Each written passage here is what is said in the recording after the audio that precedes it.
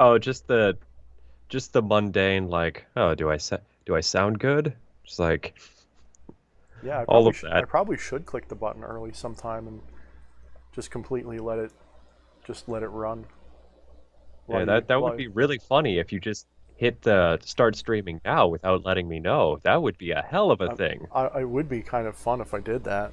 It'd probably beat Yeah, my usual introduction where I'm just like, "Hi everybody, this is D.H. Thorne. This is my friend Flesh Priest." and I would say something like, "Hi everybody, I'm Flesh Priest." Well, let me hit the start stream button so we don't Oh, have that. you're hitting it now. Oh, good. I could hit it now. I suppose I could hit it now. I mean, I don't know. We'll find out in a minute if people want me to You hit it now. fucking troll. I'm not a troll. I'm a nice guy. What are you talking about? I'm not. I am not a troll. How dare you call me a troll? What's up, everybody? This is D.H. Thorne and his friend Flesh Priest tonight. What's going on? What's going on? What's going on? I have no idea what we're going to talk about tonight, but Isn't that half the fun, though? that is half the fun. As you guys can see from the graphic, I finally have my actual artwork up instead of somebody else's, and so now nobody can copyright strike my show. But yes, this beautiful backdrop that you saw before we started was actually inspired by an adventure I had last night, where I invoked and worked with briefly Yog-Sothoth. I have to get used to saying it right myself. I got corrected on that. What's up, everybody? Who's here tonight? Let's read it off. Who we got? I see Genray 7, The Hermit, Arcanos, J.M. Draco, Eddie Romanov, Elric Rajocracy, Jennifer Vatsa, Dia Phoenix, Rost, Nina the Mystic, aka Morningstar, Dakamo of Angra Minu 1, throwing me Oh for a yeah. loop with that one, Lucas Vose, Eddie Romanov. I see lots of names in here. Camilla, of course, Who's that? Oh, Krasinski, Nina. What's up, Nina?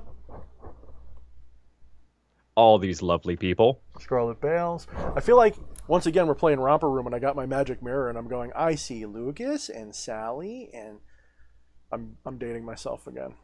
Totally dating myself. Apparently you did. I hate to tell you this, but I didn't catch that reference, apparently.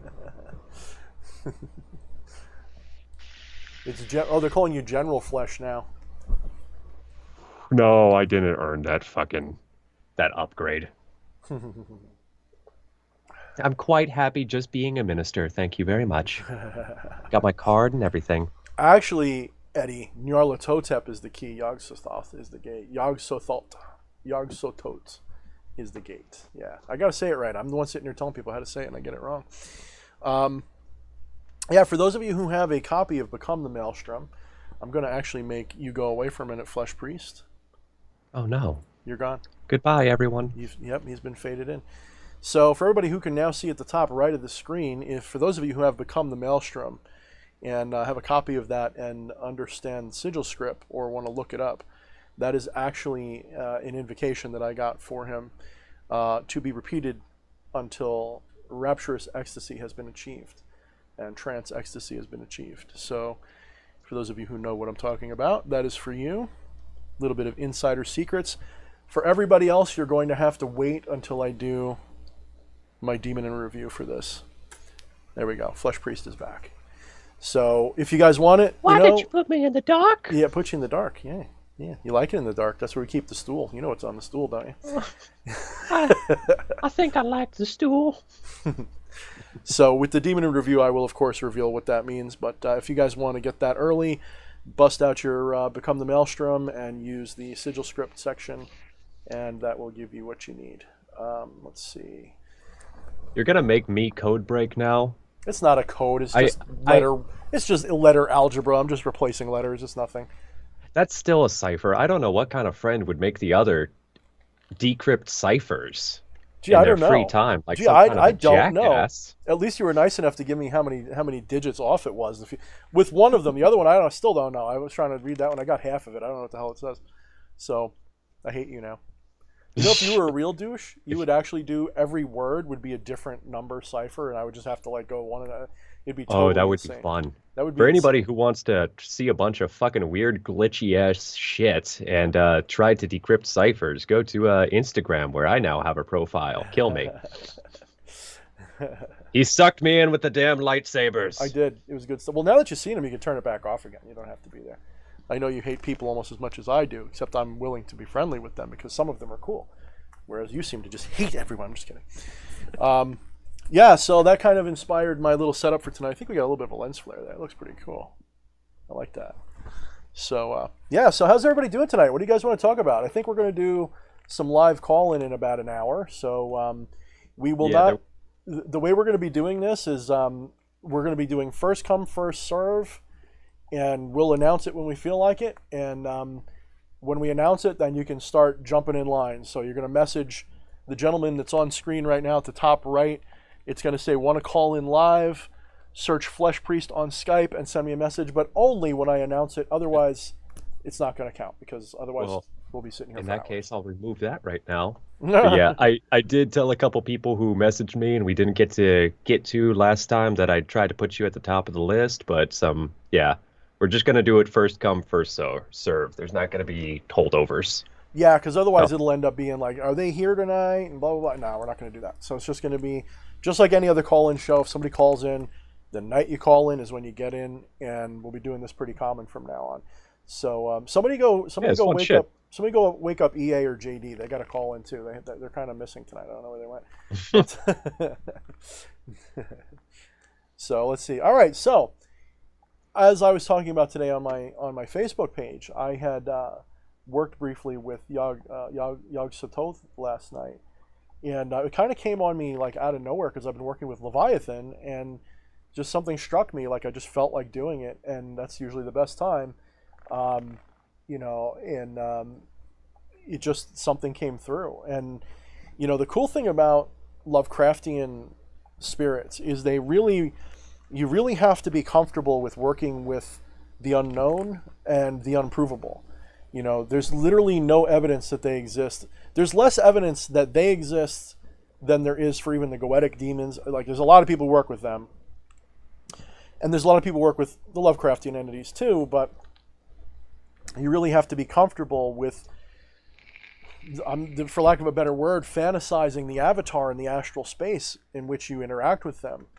And then really, really, really allow yourself to get into that and let it be whatever it is, and that's actually, in some ways, that's one of the keys of doing really good spiritual invocation, is that, and I've been explaining this to a couple of people recently, it keeps coming up, it really does come down to using your imagination. The problem is, I think we get tripped up, and I get tripped up because I have to have this conversation with people a lot. I have to remind people that what you're imagining doesn't make it less real just because you're imagining it, and it's kind of like a mental block that people have, because your whole life you've had it drilled into you that what's happening in your head is just your imagination, and it's not real. And no one ever connects the dots between what you are experiencing all the time, being part of your imaginary world as well, and the spirit world of the imagination. And I say this because you can take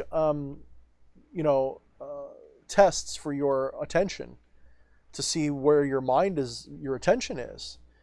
And you can do all these kinds of things that can show that what you experience all the time is illusory on some level. And if you really, really, really sift through the data and science, we understand that our entire experience is a daydream. That's just the difference between the rational daydream and the one where you're really asleep, is that your rational daydream seems to be connected to your physical senses in some way. And even still, your physical senses deceive you all the time, to the point where they're almost useless. And I mean that. There's a lot of times in your life that you don't even realize how useless your senses really are, how much they lie to you all the time.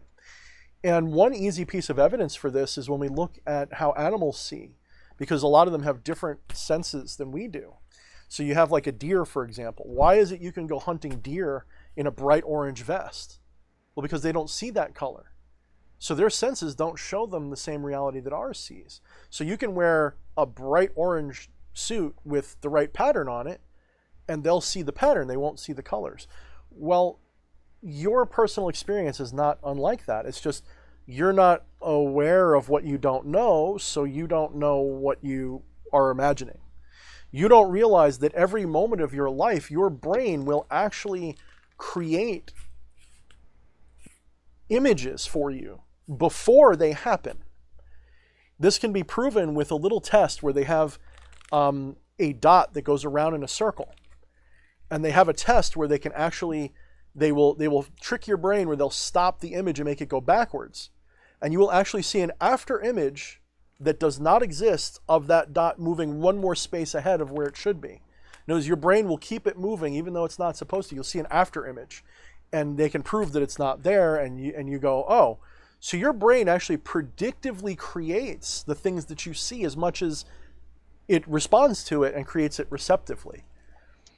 So when people are saying, oh, you shouldn't base your spiritual work on what you see in your head, my response to that is, well, everything you see is just a daydream in your head.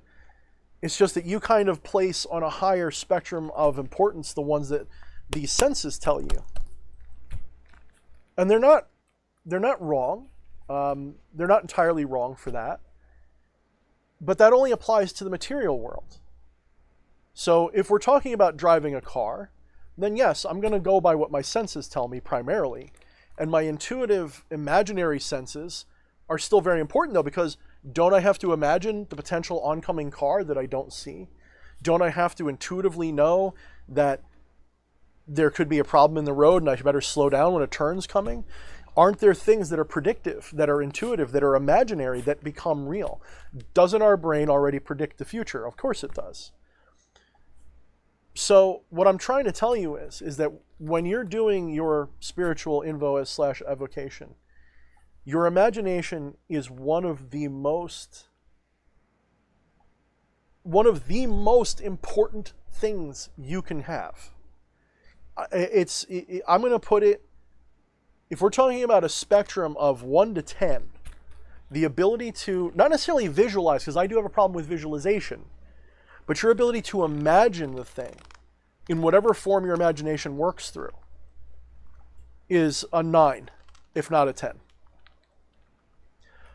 As I've been working with magic, I've actually reached a point now where in my conscious everyday life, I do still have trouble visualizing. I do it a lot better. I'm getting better all the time, which tells me it's not so much of a missing brain part like some people have. I know a guy, and that's one of the reasons why he was attracted to my channel, is because I had a similar problem where I have difficulty visualizing something. So like you see all the artwork I do, I don't actually see that in my head before I draw it. It's actually just an idea. I know it as an idea without a picture to it. I know, I just know that there's a bunch of eyeballs there, and I know that that's, what I saw when I did this trance.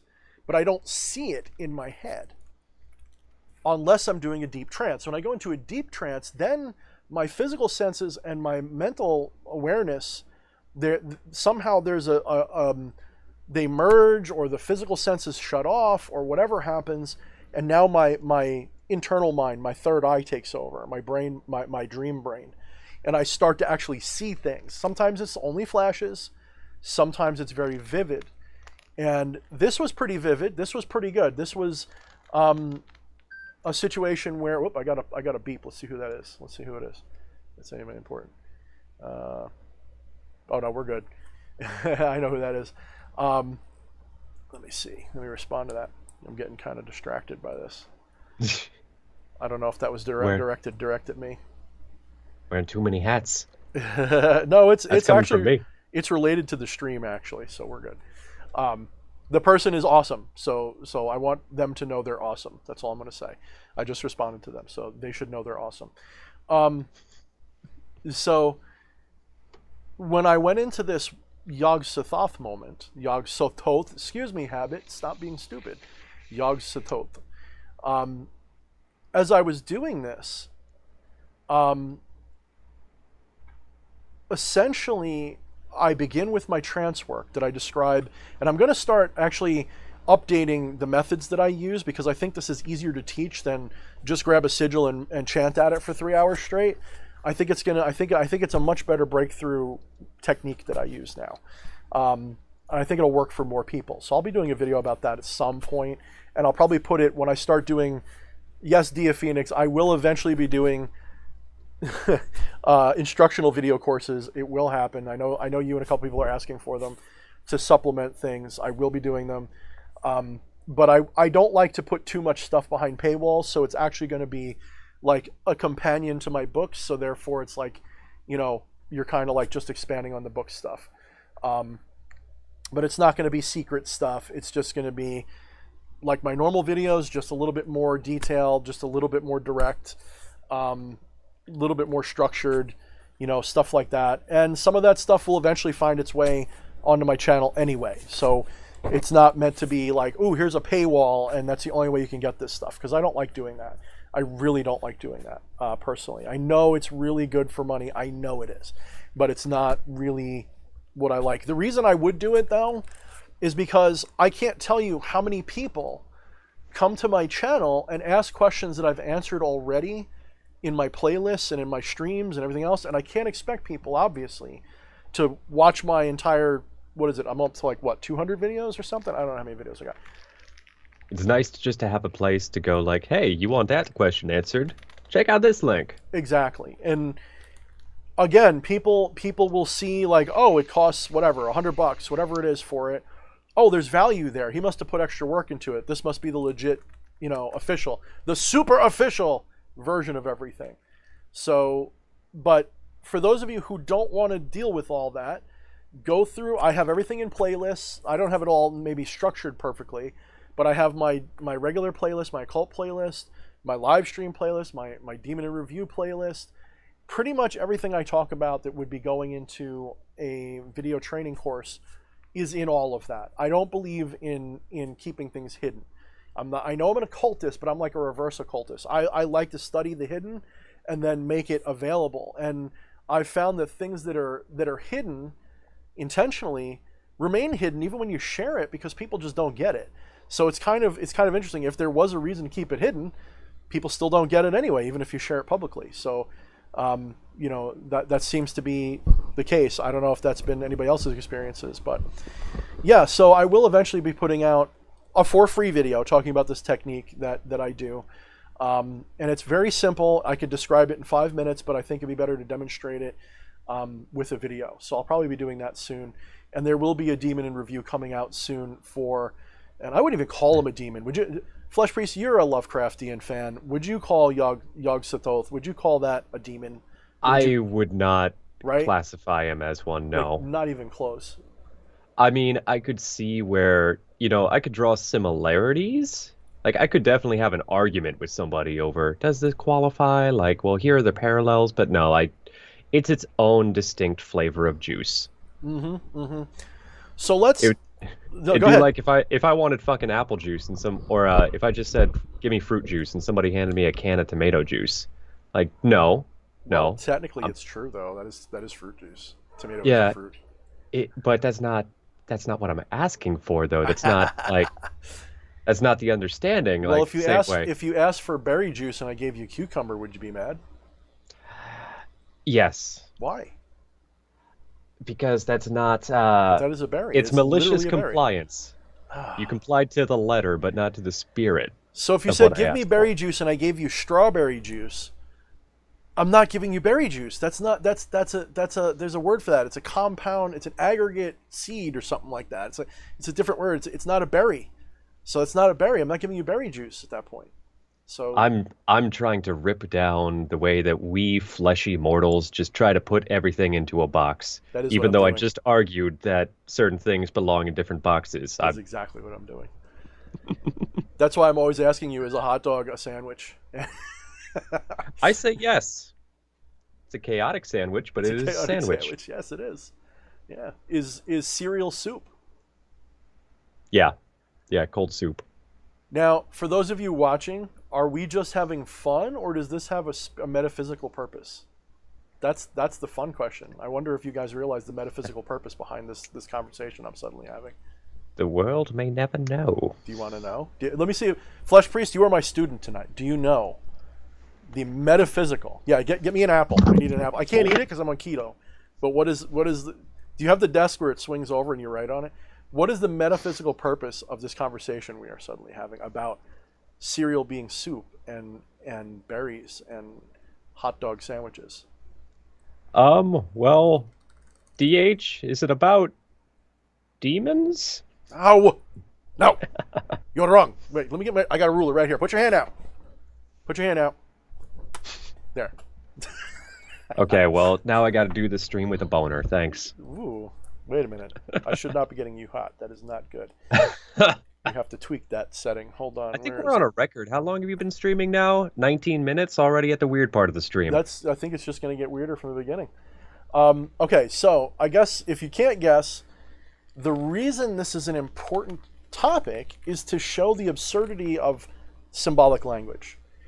To the absurdity of showing how we rely, especially how skeptics rely, on definitions and words to describe and to explain. When we try to understand the world and we put it in terms of language, we've already distorted it so completely that there's no way to properly relate to it. So when I ask you, would you like berry juice? And I offer you cucumber, because technically our usage of those words is wrong. Right from the outset, that's an easy example. So, at the same time, language is all we have to communicate with one another, really. I mean, we have body language too, but verbal communication is limited to these words, and these words they're consensual in that we agree upon what they're supposed to mean, but they don't mean that. That's not what they originally meant. This applies to so many things, especially in the occult world. Now, when we're talking about Yog-Sothoth, watch this. Watch how I sew this back together, because I tore it all apart. Let me sew this back together for you. When we're talking about Yog-Sothoth, when we're talking about that, we're talking about a linguistic reference to an idea, an archetypal idea, which Lovecraft saw and it horrified him. And he turned it into a scary story, and it turned it into the father of a character in the Dunwich Horror or whatever. It turned it into this, which is barely even relevant to the source of it. Lovecraft experiences the metaphysical things because he's not an idiot. He's a very well-educated man. He was a bit xenophobic, of course, and his life was a living hell. If anybody wants to see what a horrible life looks like, look at Lovecraft. Pretty good example there. Pretty good. I mean, there's worse. I mean, yeah, he's not like a slave growing on a plantation. He's not someone in a concentration camp, but he's got a horrible life. He's completely and utterly, his mother completely and utterly wrecked him, made him helpless. A lot of codependency. So he, of course, develops this xenophobic fear of the other and the outside world. And so when he experiences the greater truths of other cultures' mysticism and science and culture and religion and all of that good stuff, it inspires him to create these nightmarish incarnations of very rational archetypes. So the idea of Yog-Sothoth is this omniscient and perhaps omnipresent consciousness. This observer, which is in everything. Every single one of Yog-Sothoth's eyes is meant to be, in my opinion, the experience of a being or a thing. I'm not sure if it applies to a thing. I wasn't shown. But when I gazed into that eye, and that picture you see at the bottom, that's my artist's recreation of what it was like. As that eye was gazing at me and I was gazing into it, I saw for a moment, just a moment, this experience of what it's like to see through a lot of different eyes and see themselves. And I asked him very clearly, I guess I'm doing my Demon in Review right now. Maybe I'll just copy this part and put it on a Demon in Review video. When I did this, when I had this experience, and I asked him if I was seeing the real world or was this something else, Yog-Sothoth, I gotta stop that. I've been telling everybody not to do that, and I'm doing it. Someone slap me. Someone give me a virtual slap in the comments. It's supposed to be thot, like like Thoth from Egypt, from that lore. It's Yog-Sothoth. Yog-Sothoth, thank you. So as Yog-Sothoth showed me this, he had me understand that he can show me anything that exists in the multiverse, he can show me. And that which I receive need not be relevant to the reality I live in. Confirming for me, at least in that way, the multiverse theory, that there is an infinite number of iterations of our reality, and we're in all of them. And if I were to ask Yog-Sothoth to show me what Desmond's bedroom looks like, if he decided to comply, and that's the other thing about him that's remarkable, which I'll get to in a moment, if he decided to show me that, there's no telling if that's the one that the flesh priest that I know personally, if that's the same one that he's in. It could be any one from any of the multiverse. It could be one from the past. It could be one from the future. So it's almost useless to get this gnosis from him.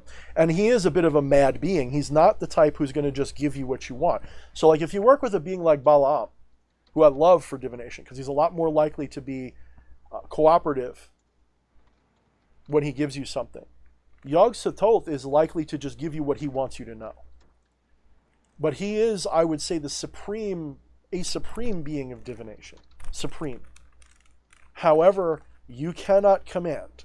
You cannot request information and expect it to be given. This is not a demon or a spirit that you go to and make a pact with and expect it to just give you what you're asking for. This being is, you go there and you just, whatever it shows you, it shows you. And be happy that it showed you something, because it's trying to get you to do something, perhaps. So I guess its utility is limited, but I will say, after having that experience, I have a friend, he knew something was up. He started messaging me. He didn't even know. He started messaging me. And he saw my picture. He's like, I knew you were up to something. I knew you were up to something tonight. I'm like, yeah, he was one of my mentorees. He's a good guy. He knows me pretty good.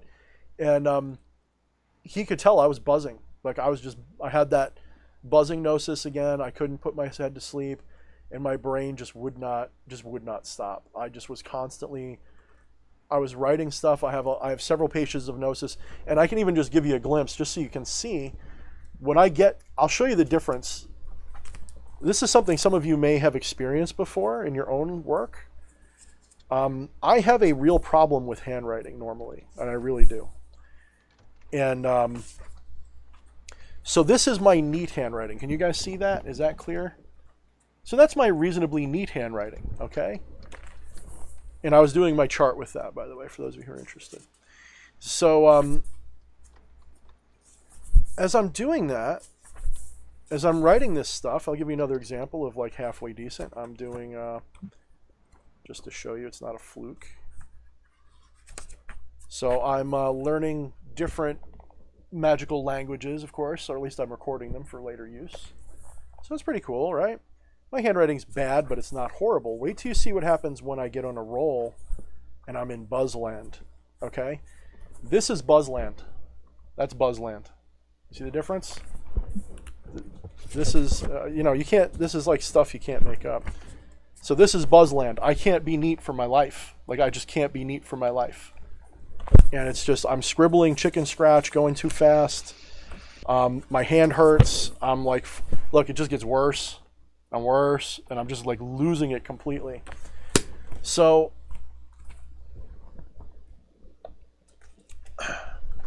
that's what I mean. I get buzzy. I get really buzzy. And I just can't. Now I see a lot of people are referencing freaking Skyrim and Elder Scrolls, and that's cool and everything, but that's just another artistic impression of that same idea. So let's keep that in mind. This is all, there's a lot of, in pop culture has a tendency to create avatars for real spiritual ideas very often. So let's see. Just so you know, so I'm buzzing away and I'm writing all this stuff, and that's just like the tip of the iceberg, and I plan on going back very soon. And I will be doing a dedicated demon in review for this spirit if I don't get bored of it first, because sometimes I work with a spirit and I'm real fired up to do a demon in review, and then I'm like, that's not enough information to make it interesting yet. So I will wait. However, again, for those of you who just showed up, if you have my Become the Maelstrom book, you're about to go away, Flesh Priest, don't cry. I'm going to wish you into the cornfield right now. Poof. Okay. Oh, here's the stool again. Yep, you're in the closet with the black stool. Probably need to go to the doctor. On the top right-hand side of that picture there, if you have Become the Maelstrom, then you have access to my Sigil script. Until my Demon in Review video comes out, that's the best I can do for you. But that is the sort of chant that I was given for Yog-Sothoth. And it is meant to be recited repeatedly until basically you hit a rapturous state of insanity. And then once that trance has been done, of course, you are there. I'm back out of the closet, everybody. You're back out of the closet, so. Oh, so after the chant is done, I am there. Yeah, basically, yeah. The Flesh Priest will show up if you do the chant correctly. He will just arrive. He will just appear. So, this kind of, I remembered a question somebody asked a while back that, oh no, do you feel like answering a question right now? Sure. If tangentially related? Is it going to make me rant about non-duality again? Who here is sick of me ranting about non-dualism? Let me offer a counterpoint. What can I ask that won't make you rant about non-duality? You have ascended, my friend. You understand. This question in itself will make you rant about non-duality. Aaron Dodson, a long time ago, asked if you've ever contacted or otherwise dealt with an entity that falls within the Eldritch current, but not written about Lovecraft himself, like an undiscovered or unmentioned old one. So again, let's don't worry. This won't be. I'm not going to go straight to non-dualism this time, although I could. That's a fair warning. No. So, in order for something to be in the Lovecraft current, it has to be in the Lovecraft current. There is no such thing as a Lovecraft current with beings that Lovecraft or one of his proteges and people didn't create. Could I envision? Could I create? Could I find? Could I create an archetype, a Lovecraftian archetype for any spirit? Of course you can. So what I was getting at before was that Lovecraft saw, perhaps in Hindu culture, perhaps in some other culture, I'm not sure which.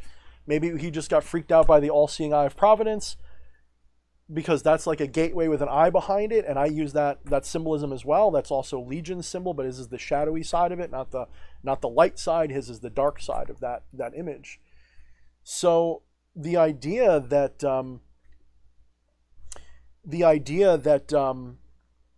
Lovecraft invented Yog-Sothoth is wrong.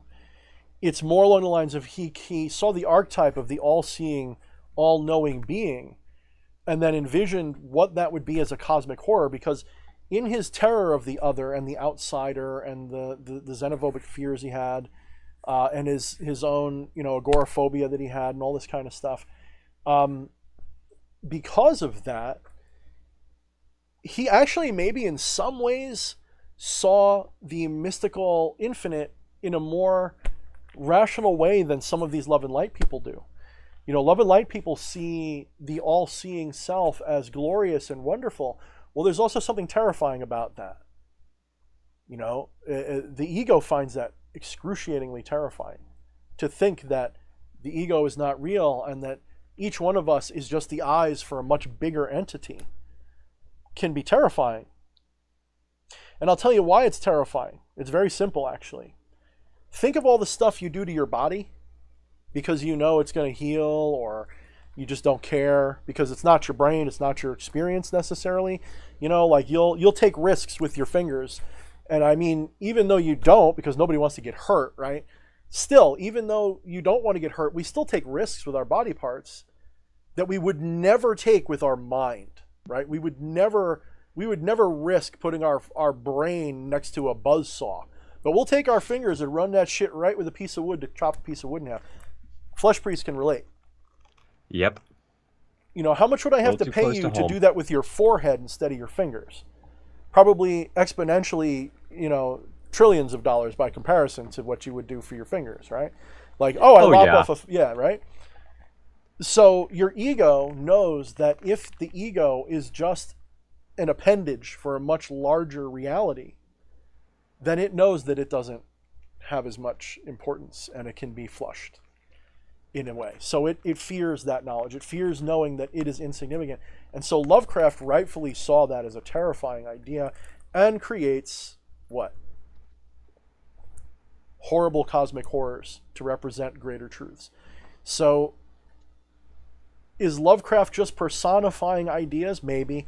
Maybe when he wrote his work, he was just personifying and creating fictional horrors to go around ideas that even he maybe wasn't consciously aware he was doing. Maybe he was channeling conscious entities that represent those ideas. That's also possible. Maybe Lovecraft was channeling a being that to him, the only words that made sense were Yog-Sothoth, because maybe he knew about Thoth and Thoth from Egypt and Hermetics and all this stuff. Maybe he knew about that. Maybe he had some knowledge of that and he just kind of wove that name into it. But he might have also known about this omniscient, perhaps omnipresent gate being. What do we often say? The eyes are the windows to the soul. The eyes are the gates to the soul. So, of course, Yog-Sothoth, of course, going to be represented by an infinite number of eyes, or just one big one, depending upon which version of the imagery you prefer. When I went there, it was in my mind's eye. It was in an astral trance. I went to this astral place that was gloomy and dark, like the picture shows. Let me make me and you go away. We're gone again, right? Poof. So I go to this place, and you see these great big spheres in the background. The really big ones are like planets and moon size, and they're just enormous.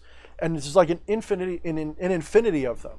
And I just kind of materialize in this black sludge, this tar-like substance, and all around me, within this substance, is kind of like tentacly. All around me are these eyes. Now I know that this is my subconscious mind creating these references to give me symbolic references to key in on. So we can even say that like that tar-like sludge being a glue is like a binding element. It's a binding element. But you notice how each eye is kind of separated from, it's not like they're all just one eye. It's a whole bunch of eyes, and yet they're all joined by this tar-like substance that makes them one. They're all kind of together, but they're separate. So they have this experience of separateness as they would look at each other even. Some of the eyes are looking like at each other. They're gazing at each other. And they're eyeballing each other quite literally. And as they're doing so, they have a experience of separateness, but they're still ultimately all connected to the same dark ooze. Right? And so that's my symbolic understanding of what's going on. And somewhere in the aggregate, maybe one of those gigantic spheres that's in the background is the central mind, the central eye that is experiencing all this. Maybe not. Maybe there is no central one. Right? So for those of you who are curious, yes, I created that artwork, and that was done on Clip Studio Paint, which is a Japanese manga program that is probably the best art program for most PCs outside of Photoshop. So Photoshop's more expensive by a long shot. You have to pay monthly and yearly for it, whereas Clip Studio Paint is a one-time purchase. It's missing some of the features that Photoshop would have, but this is the features nobody uses unless you're a professional anyway. And you can do everything with this that you can do with Photoshop. Just some of it might be a little harder. Some of it might be a little easier. You can have all kinds of different paint brushes. You can pretty much anything you want. And there's a whole network you can go to download other stuff like brushes and stencils and all kinds of cool stuff. You can make your own brushes. It's full featured basically. And I do all my art stuff through it. I learned Photoshop at a young age, but then when they started getting, we got to pay like whatever it is per year, and it's like bad enough. That. Right. It's bad enough I got to do that with Word, and I have to do it with Word because that's where I make my money is selling my books. So I got to pay for Word, but I won't do it with Photoshop. What's that? I'll have to talk to you later. There's some open source alternatives that I use, like LibreOffice. I hated that. I used it and I hated it. When I tried fuck you Word then. again, it was just they put some subliminal wavelengths in Word that I just like. I don't know what it is. It's got all the same features as Libre, but I liked Word better, and my work is better in Word. Like I've compared the two, and it's like it looks so much better in Word. I don't know what it is. It inspires me to write better. I can't quite explain it. Fair enough. And also for those looking at the picture, I did that in about 3 hours, so it's a little on the sloppy side. You can see some of the highlights are in the wrong spots, but it's all by hand using my my art tablet and my pen, and I just scribble it out fast and dirty. And the secret is not too many details. The secret is using good contrast with light and dark, and giving indications of details, and let the mind fill in the blanks. Which is Is that metaphysical talk? Which is exactly metaphysical. Thank you. I was just going to say that. Thank you. That is exactly what you need to be doing. That is exactly what you need to do. So let's see. What do we got? Any interesting comments yet? And just so let you guys know, this is going to be a live call-in show, so that those of you in a little while when we open up the phones, and it's not really a phone, it's going to be Skype. But for those of you who want to take part in that, we will be opening them up soon. Last week it went really well, and I hope we get at least 3 or 4 people on again tonight. We're going to give you like 5 minutes each, give or take. But in the meantime, if you guys have questions or comments you want to put in the chat, please either preferably address them to Yepsen, because he's more likely to see them than I am, because I got it. Now that Yepsen's here, I don't watch the chat like a hawk like I used to. Yeah, I have the chat monitoring duties. Yeah. So if you have a question you want asked, and I don't see it, address them to Yepsen, or if you really love what I'm doing, there's always super chats. But no pressure. Just a little. I'm kicking myself because I saw a couple earlier that I forgot to note down. Now that I'm wearing different hats, I'm getting a little bit sloppy on the note down question. I have to yell at my wife. Where is she? Yeah, she makes it hard too, because she is so on it every time. It's like, fuck, why am I even here? Just to be a mouthpiece to read them out. Yeah, she copies and pastes a lot of these questions in the Discord chat. That's another thing, guys. Are you guys interested? Let me see in the comments. Do you guys want me to launch the Discord channel? Do you guys have interest in that? What do you guys think? Because I got it ready to go, and I'm thinking about starting it, but I don't know how much energy I got to put into it. But would you guys like to be in a community on Discord for left-hand path sorcery and stuff? I'm more inclined to post social stuff there. Like, if I'm playing a video game, I might just live stream there just for the heck of it, using Discord's live stream function. So if that's something you guys are into, let me know in the comments. I will say if I get 10 people say yes, I'll put it up tonight, and we'll do it tonight. So make sure you're ready to use it, though. Make sure you're ready. And if you guys are, I'll put a link in the chat. So I want to see 10. Hopefully I can count that high. Yeah. I see at least 3. There's 3 yeah, already. I think we've talked about that before. I think that would be pretty cool, having a Discord channel. I've got it, dude. I've got it. Oh my I'm goodness, trying to we're find already it. up to 7, I think, right? Well, sounds like you got to release it. No, we need 3 more. Oh. How many we got? Let me see. We got 1, 2, 3, 4, 5, 6, 7, 8, 9. Yeah, we got it. Okay. All right, here we go. Let me put the link up. This is an insider exclusive or something. Oh, so earlier you were talking about the thing with the dot going around and how people would see an after image of it. Yes. Did you find it? No, I didn't find that, but I also know of another study that is related that I found interesting, where they would tell somebody to push a button and a light bulb sitting in front of them would turn on. And like right when they pushed the button, and every time they did it, the researchers would introduce like an extra 10 millisecond delay between the time that they pushed the button and the time that the light would go on. So it's indistinguishable at first, but the more and more milliseconds get tagged on, people still thought that the light was coming on immediately because Really? they were so weaned into it. Yeah, to the point where it was almost half a second, almost a full second. It still seemed instantaneous to them.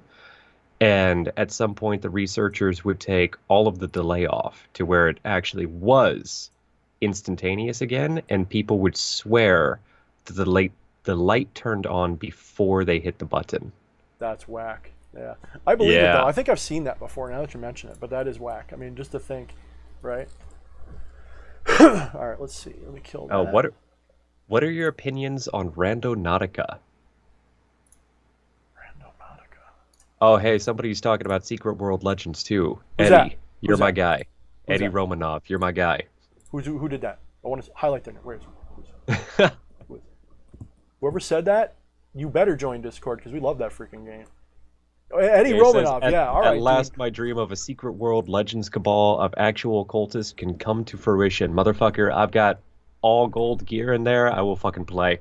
We will play. You actually kicked my ass in that game. I'm mad at you for that. I actually want to build up, because I have pistols and sword, I want to build up elemental and sword. But fucking love that game. Let me, I'm having a brain fart. I know how to do I used this thing for a while. I know how to use it. I'm not a boomer yet. God damn it. What are you trying to do? Well, I just invited you to it. I'm trying to create a freaking server invite. I know how to do it. Oh, shit. I have Discord muted right now. You banana. No, you're fine. Invite people, right? But it's not. It says invalid invite. Did you set it to only have X number of people able to join? No, I literally just invited you direct. I don't know. We're doing it live. I just did it again. Oh, that time it worked. I'm going to send one to Nina, too, because she should be in there, too. All right. So how the heck do I do this? I've done this so many times, and why can't I? It's like not where I thought it was. Edit channel. Here, just ping me as a mod, and I'll take care of sending it to everybody. Nice. My goodness. You got words to focus on. I'll take care of this. I'm your tech. Words. All right. So you're an admin. So the way this is going to work is there's a tower gate. So that is when you join there, read the first message. Go to the top, go to the first pinned message, and then follow the directions. And then one of the many mods and admins, and that'll be, I'm going to make Nina. You're also going to be an admin. Okay, cool. All right, so we got 4 admins. Cool. So each of you who comes in, make sure you follow the directions, and then one of us, someone, either an admin or a teacher, if we get teachers, will review your answer and then accept you into the sanctum itself. There's the outer sanctum, the inner sanctum. The inner sanctum is going to be for only certain people. It's not going to be for everybody. You probably won't even see it there, but it will exist. So.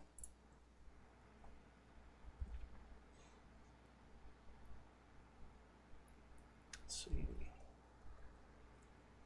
Okay. I think we got it. Did you post it? Yes, you did. All right. Yep. So hopefully that is not... hopefully that doesn't expire. So for everybody who's in the chat... Nope. Check in the chat, and that will be valid for the near future. So anybody who's joining this stream later, if you look in the chat, and if not, we'll put it in the first comment probably, or the second comment or something. I'll work on, in the background, I'll get a link to throw up on my camera right now. Okay. All right. Thank you, man.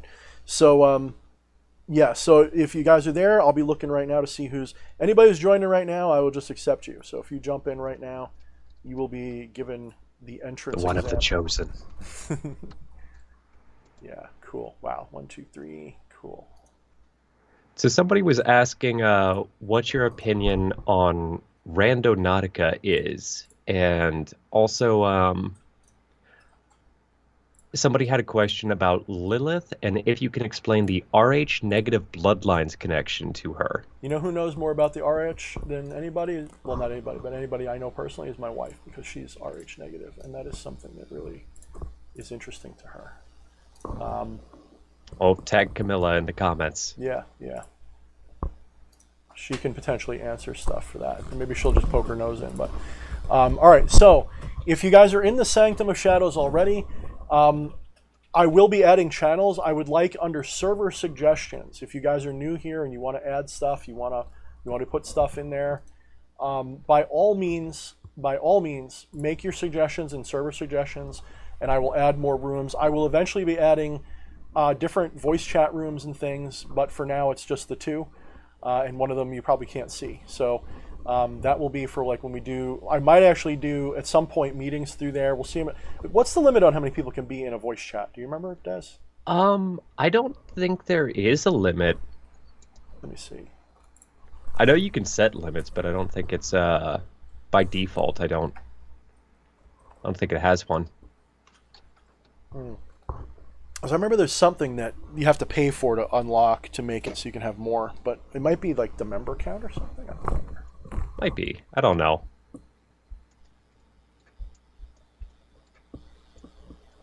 Yeah, I think I have like one of the lame blood types. I don't like B positive or A positive or something like that. I don't think I'm special at all. So let's go with that first question. What was that first question again? That wasn't unless you're doing what's your something opinion on Randonautica? Randonautica. I know we've talked about that in the past. What the heck is Randonautica? I feel like an old It's person. it's that app that takes your intentions and gives you a random GPS location. Yeah, that one. Another thing my wife is more interested in than me. We tried it. We actually shot a video for it, my wife and I, and it was kind of like a dud, so we didn't really do anything with it. It's been a lot of my experience with it. Yeah, it's like I get it, and I think that it has some potential, but I don't trust. So let's put it this way: I got another friend, and I don't think she's here tonight, but she's a cool lady, and she was one of my I don't know, I don't want to call it a student because that makes it so demeaning sounding, but someone that was taking part in my mentorship program, and she does computer programming. She's brilliant, and she makes apps for things, and she was going to make like all these different kinds of things, and she's really into finding ways to connect the scientific and the technological with the spiritual, and finding ways to make it work. So that is an interesting concept, but I do question how they're doing it, and I wonder. I would think that my personal version of something like that would either use the user's input somehow, so that, say for example, you get your random seed number by swirling your finger around on the screen, and it will randomly, using the phone's clock or something, take one of the locations that your finger's in at random, use that as the seed number for its generation of the random numbers that it uses to create the so what it does is there's voids, and then there's, I forget what the other word is, but the idea is that if a number comes up multiple times, then it's important, or if a number is completely excluded, it's a void. So they're both important. So in the same sense, it would use, it would trace your finger's location on the screen to create the seed number that would create the algorithm that would create the exponential, like in No Man's Sky, the generation for the seed. So yeah, I think that would be really useful. And it wouldn't be too predictable. Now, the way they do it, I think they have a universal server that just generates random numbers every second. And when you connect to this random number generator, it will give you, somehow it uses that to pick coordinates in a certain radius around you. And then when you go to those, you're supposed to see something unusual. You're supposed to have an experience, is really the right way to put it. And I've seen some people do reviews on it, and one guy had a very interesting experience. It's actually pretty trippy. He's like walking, I think it's around Paris or something. I forget if it's Paris or not. Maybe it's I think it was Paris. And he's walking around this city, and he ends up seeing in this parking garage at the end of the night, he's going home, like they didn't see anything weird. He's on his way home, and in the parking garage, there's some guy just standing there facing a wall. Like if you ever saw the end of, I don't give this away, but if you haven't seen this by now, you get out of the cave you live in. If you see the end of Blair Witch, there's a dude just facing a wall. So somebody just facing a wall like that, bouncing a ball. Now, of course, he could have set that up, but it's really weird. The guy's just standing there in a really weird place that you wouldn't do this normally. If it was you and me, we would not do this. Just standing there, bouncing a basketball or something, just standing there, just totally like hypnotized by the wall. And they like videotape this for like a few minutes, and they're like, we don't want none of this, and they just leave. So, does it work? Law of averages say sooner or later you're going to experience something weird and attribute it to the app. Yes, of course. But I would think of it kind of like tarot, in that you don't want to ask your tarot cards the exact same question several times a day. My wife's just put, it was Shrouded Hands channel. All right, sweetheart. She's going to be going out to do some things, and so hopefully maybe she'll show up again later, but if not, say goodnight to Camille, everybody. We love you. We love you. Goodbye. I love you so much. I do love you. Good night, Camilla. I do love you. You are the greatest thing that's happened to me besides my own eyeballs. So All right, so yeah, it was Shrouded Hands channel. It was a really cool video. I actually liked it. Now, when we tried to do it, I forget exactly how many times it took before we got something that was remotely interesting, but we did it.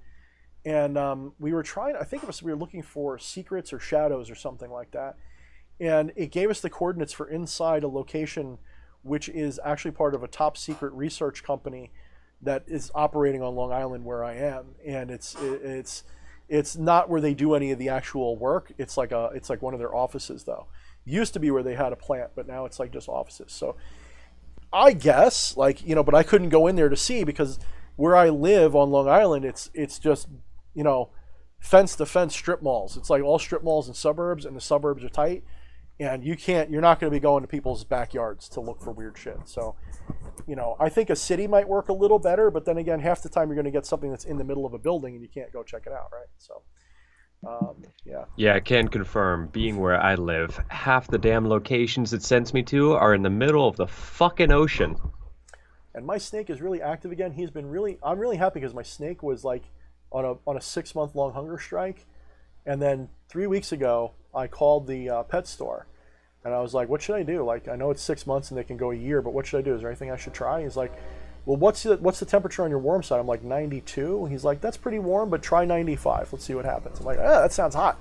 Because I know all the things say up to 92, 93. He's like, well, it could be it's saying 92, but it's actually lower. Put it to 95, see what happens. So I put it to 95, and within 3 or 4 days, bam, he's eating like a freaking, like a wood chipper again. Just like anything I had to watch my fingers. Like anything I threw in there, he was eating. But he's really active again tonight, and I just cleaned his tank tonight, so it can't be that he stunk it up, because he did stink it up. But I don't know what his problem is, so maybe he's hungry again, but it was only 2 days ago I fed him, so maybe he's looking for some, little action for his forked penis that he's got. How DH Thorne's channel gets taken down.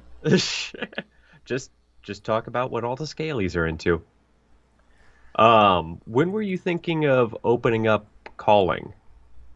What are we on? I like to wait at least an hour. 56 minutes. 56 minutes. Can you guys wait 4 minutes? Jeez. I was actually about to run to the bathroom real quick. I'll be right back, and maybe after that we'll start the call-ins. Okay. I know, you had to give me the segue of fucking forked penis. I did. Forked penises. Right before announcing. Yeah. Let me, I'll add some people on Discord just to make it look like I'm busy, so you guys are like my bosses, and you see me hanging out like at work doing nothing, so I got to make it look busy. All right. Yeah, so for limited time, anybody joining during this live stream, you just get automatically accepted. You don't have to worry about giving us any kind of introduction. You're cool, because I know you, because I know where you're coming from. And if I miss anybody, let me know. And if you're hiding offline, it's harder for me to see you, but I will still get to you. All right, channel's filling up nice and quick. Cool. Okay, so I don't know exactly how I'm going to be using this, but I figure you guys might want to talk to each other, and I will be here posting things from time to time. The rules are very simple. We don't censor anything that doesn't go against the terms of service of Discord. However, I do require people be at least superficially respectful of one another. Don't troll each other, don't give each other problems. But of course, just like anything satanic, if someone slaps you on the left side of your face, punch them on the right. So you are allowed to respond to rudeness. I'm not asking you to be passive. Just try not to start shit. I'd like to keep my Discord server kind of clean. All right, so I guess in about when Flesh Priest gets back, I guess we will open up the phone lines. So if you're waiting for that, make sure you put a message into him when he comes back, and we will talk about whatever's on your mind. I figure 5-10 minutes each person. We don't want to go too long. You're not meant to be like a long guest. So have a question or comment ready, whatever it is. If you want to talk about what you're doing in Magic, you want to talk about your channels, that's fine, and that'll work for me. So hopefully this will be interesting for everybody. So, thank God he's back, so I don't have to. I mean, what do I talk about when there's nothing to talk about because we're waiting? Well, yeah, there's nothing to talk about when I'm not around. We're seguing, right? Segueing. Segueing is the right way to say it. And I like speaking of signaling. things to talk about, the link for the Discord channel is in my video camera feed. So all of you who want something to talk about outside of live stream hours, go in there and find lots of interesting people like me and DH. We're weird. We are definitely weird. Nah. Yes, No. Dovahkiin, I do use a UVB bulb. I don't know if Desmond, are you using UVB or is it just a blue light? Are you using a UV bulb? It's LEDs. Is it UV though? Fuck if I know. Do I look like an electrician? You don't need to be an electrician, you nerd. I don't know. If it changes colors, I'm wise it's not. in many ways, but just I'm colorful. dumb in a lot of others. By the way, I've been experimenting with using UV light in ritual work. I love it. It's phenomenal. It makes the smoke glow. It's one of my favorite additions to my ritual chamber. I don't use it for everything. Like with any kind of magic, there's a time and a place to use all of your different elements, and you can overdo it. You don't want mud, right? You don't want it to just be nothing but weird colors and lights. Try to have situations you use them in more or less. You know, just like with color theory. Like I like using green with Lovecraftian stuff, blue with Luciferian stuff, red with infernal stuff. Go by your chakras that you like to use. You know, all that kind of stuff. Yeah, Jen, it's UV light photography is awesome. Some of my favorite pictures have come out that way. It gives some really interesting colors, especially when you use the night lens. It can do really interesting things. So, all right, I guess it is exactly 1 minute, 1 hour and 47 seconds, 48 seconds, 49 seconds. So when you guys are ready, Flesh Priest, pop the link up, and I will take care of some Discord people. Boop. And when we get a few people called in, we will start answering them. Yep, so go ahead and jump on Skype, and if you search the name Flesh Priest, I should be the only one that pops up, but you'll know for sure it's me if you see that little logo that's in the top corner of my screen. That little sphere with Yepson in the middle. That's the same logo I use on Skype. That's how you'll know it's me. And yeah, it worked pretty good last time, so we'll wait a few minutes for the phone lines to fill up, as they say. And, after we worked out all the bugs and everything. Yeah, right. So, yeah, again, like if you're here and you're liking what we're doing, make sure you hit that like button because we got 53 people here and 23 likes. Let's get that up. I hate to be that guy. I'm just kidding. JD always does that in his right? videos. I do that for him every like time too. I do that for him because it's like, you know, like people don't think to do it because they're just enjoying the show or enjoying the chat, so they don't always do it. All right, let's see. Do we have anybody waiting yet? Or are people not interested tonight? Not at this moment. There is a delay and everything. We got to give them a little bit of time. Let me dangle the worm a little bit more. Here's so when you do call, make sure you have a question or comment in mind. Doesn't have to or be a story. serious. Fuck it. A story would be cool. How about this? Let's do, among other things, if you want to talk about a time you saw a shadow person, let's do that. If you're someone who's seen a shadow person, give me a buzz tonight. Give me a buzz on Skype, please. You know, somebody was mentioning earlier what? Oh. We've got and we will one... not be taking your video, just your audio. So make sure you're wearing clothes, though, because I don't want to see wieners tonight. We do have one coming in. Hold on 1 second. Got to remember how to add people. Here we go. What name? Hopefully Here we go. I see them because I don't have my thing up. And it's falling. Summoning. Why does it always make my video fucky? I don't know. It's a good question. And the summoning is completed. Our first guest.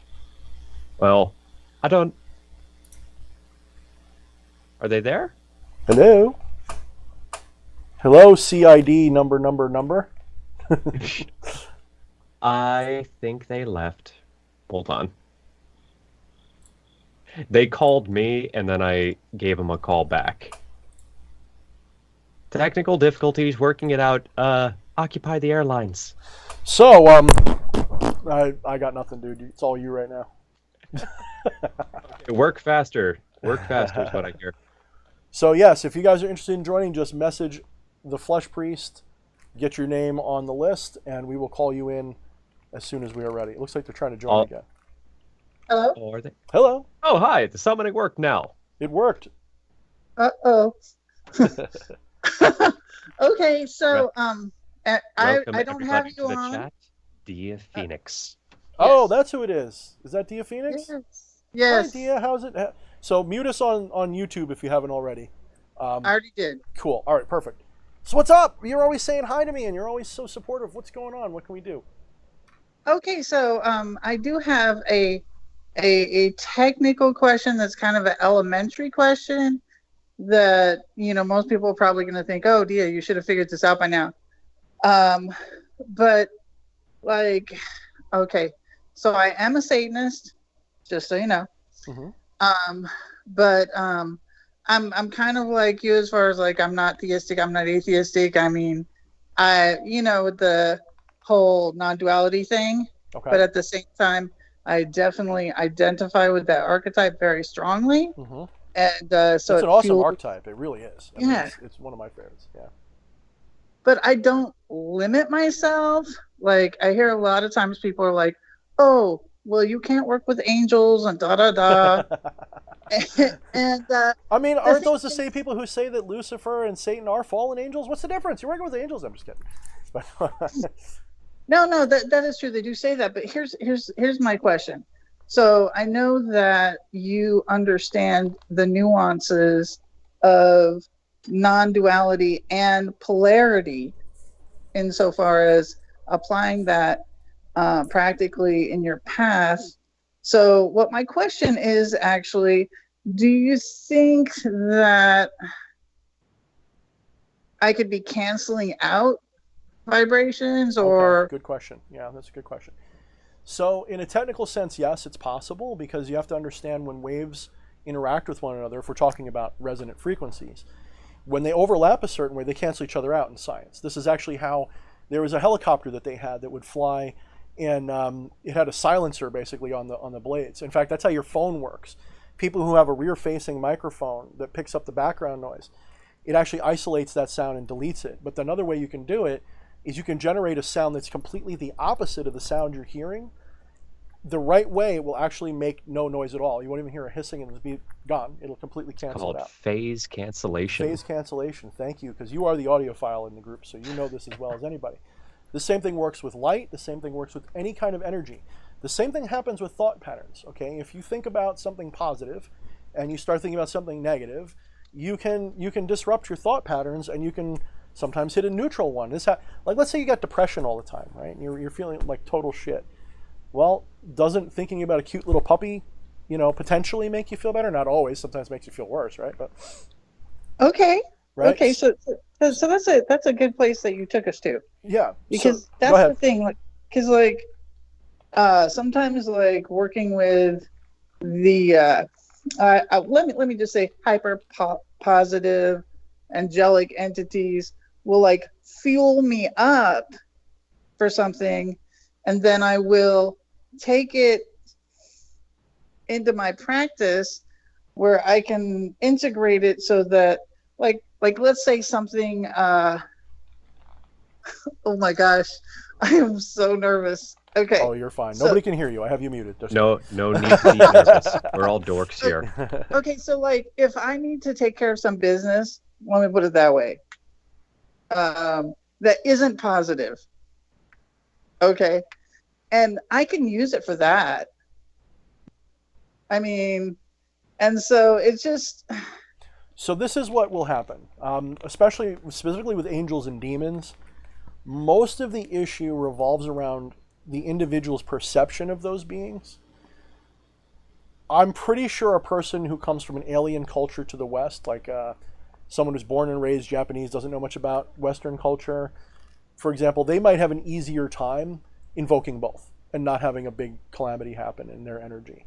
Because in their mind, they're just invoking two different spiritual forces, right? Yeah. But in the Western traditions, there are ways to do this. I forget the guy's name, but there's a book out somewhere, which I never read. I am familiar with it existing, though, where he tells you what spirits combine well. In other words, what demons with what angels. And there's actually a way you can balance them out so that their purposes resonate and they don't conflict and they don't fight with each other. So I don't know much more about it than that, because I am not interested in that dichotomy nonsense. I don't, as I've done my own discovery of spirituality, I've learned that demons are not, the Christians just made up a word, basically. They took the elder spirits from other cultures and demonized them. And so they've created a pantheon of spirits that are light and dark. They took Zoroastrianism and turned it into Christianity, right? And Right. so you have your Ahriman, and you have your oh friggin' dingle, what's his name? You know what I'm talking about, the good guy version. And Yeah. so they took that idea and they merged it with so much other crap. So that's why you have these demons and these angels. Now the angels always serve the Most High, and the Most High, if you're a non-dualist, you understand that means you. And in fact, even if you're a Christian pantheist, because most true Christians that are Orthodox are kind of a pantheist because they believe they're part of God somehow. God is in them, if nothing else. So the Most High they are the Most High, so the angels serve them as well. Maybe not their ego, but their higher needs they serve, if nothing else. And so in the OTO and the Thelemic order, whoever does the lesser banishing and stuff, you're invoking that higher self, that I am the Most High is what you're doing. You're asserting that in this ritual space you are the Most High. And then those angels, when called upon, they serve you, and they clear the space and they prepare you for your working. And you can use any spirit you want for that, really, but that's the intention. That's the pattern that they're using, the formula. So as the Most High, if you are a non-dualist and you recognize that there is no higher because everything is equally high, so to speak, so everything is the Most High. But in ritual, you are the Most High. And so these spirits, when called upon, be they goetic demons, whether they be angels, the information that they're programmed with, their egregoric masks anyway, they will serve that if you will them to. I would still be respectful. I would still be conscientious.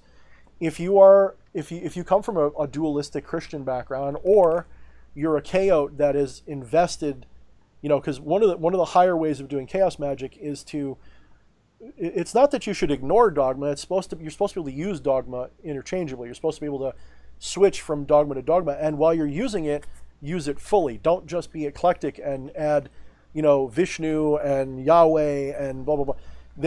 A good way to do things is to really focus on one dogma for a little while, and pretend it's your dogma for a little while, and fully use it and invoke it. And then when you're done with the ritual, wash your hands of it. So you could go into this magic from a Christian perspective, using Yahweh, call in the angels, and then bind the demons if you wanted to. But I hear what you're saying there, but to be clear, I would never do that. Mm-hmm. As far as binding the demons in any way, I have more of a relationship. Like, I know these entities and they know me, and basically more of a relationship. We work on projects together, and then we don't, kind of thing.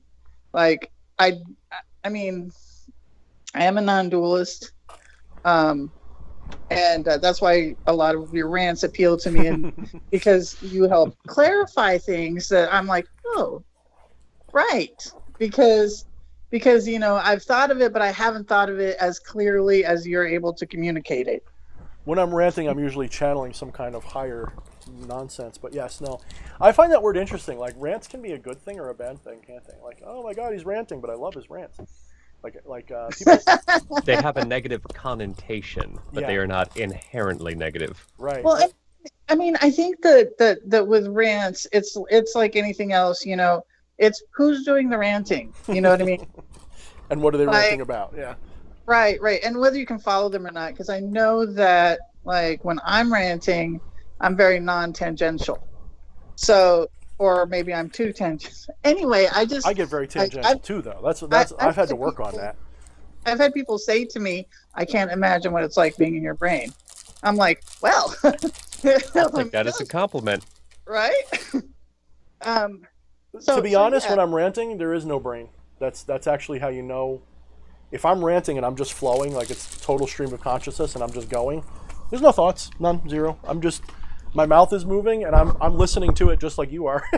I don't know what I'm going to say. That's awesome.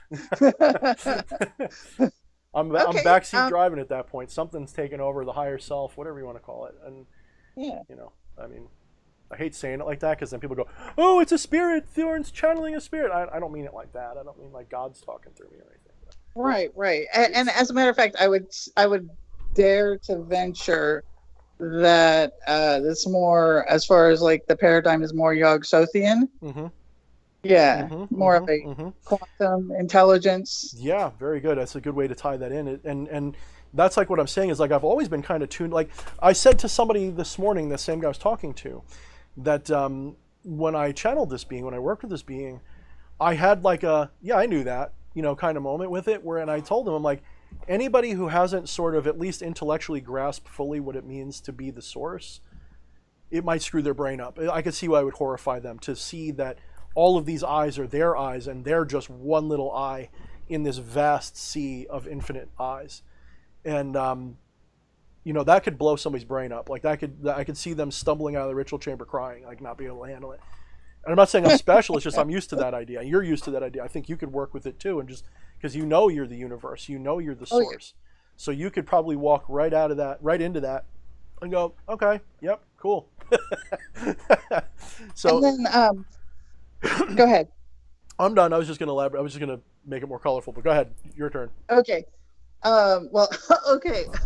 I just wanted to also, like, when I hopped on here, I wanted to also thank you for doing the shadow work that you do, because a lot of times in the occult, we don't talk about the shadow.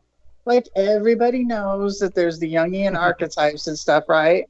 But in general, people don't use the demons for shadow work per se. You're right. You're absolutely right. And so, yeah, I just want to thank you for doing that, because you're the first person I've seen do that. And like when I was doing shadow work when I was younger, I used the Egyptian pantheon. Very good choice. Yeah, they're a good choice for that. Some of them are excellent for that. Any spirit. This is why. Here's the irony: is you're saying they're not doing shadow work, and I agree, they're not consciously doing it. But if you're working with demons, you are doing shadow work. In fact, I would say the right-hand path people are the ones who really aren't. When they say like, "Oh, I'm doing my shadow work," they're just virtue signaling half the time. You're right. people who are doing demonic work and they're settling scores with their rivals and they're getting their lusts fulfilled, they're confronting their shadows. There's different ways you can do this. You can integrate by just accepting and not giving in. You can give in and not be ashamed. There's so many different ways to integrate what we would call a shadow. And what I found the difference is, an angel will give you a higher perspective. Like you look at the light and you go, I want to strive for that. And the demon will tell you, don't be ashamed of your base desires. So a demon will say, if you want sex, let's give you sex. And an angel will say, don't be bound to sex. And somewhere in the middle, you'll find yourself, if you're doing your work properly, you'll eventually find yourself going, I could do magic and get laid every night of the week potentially, or I can do magic and not be a slave to my sexual urges so much and be able to do something else that's just as meaningful or more meaningful, in fact. So I thank you. Thank you for pointing that out, because it's something that I've noticed. And it was kind of like, it's always been my area of interest. I'm always very psychological, and a lot of psychobabble goes on this channel. And I felt like it's a niche in the left-hand path community that's never addressed, except for I would give some credit to LeVay, because in a way what he did was he, whether you like him or love him or hate him, he did kind of just plagiarize, Ragnar Redbeard and some other stuff, a little bit anyway. You got to give him credit, because he really opened the door for people to do integration of shadow that were not buying into the other way to do it. He really said, like, listen, don't treat your urges as bad. Accept those urges. Recognize that you are a sexual being, and recognize that you have anger and rage and hate, and don't despise those parts of you. I mean, it was like the original left-hand path shadow work. People just don't recognize it, I guess, or they're not. Oh yeah. And it especially comes out, like when you see his interviews. Mm-hmm. I love, because they're so powerful. Yeah, because he'll just say it right there. The elephant in the room. He's saying it. Whatever that they're going for shock and awe, and he gives them shock and awe, but he does it in a very rational way. He does, and I do enjoy his work. I've read about 3/4 of the Satanic Bible now. I'm reading it slow. I'm not really.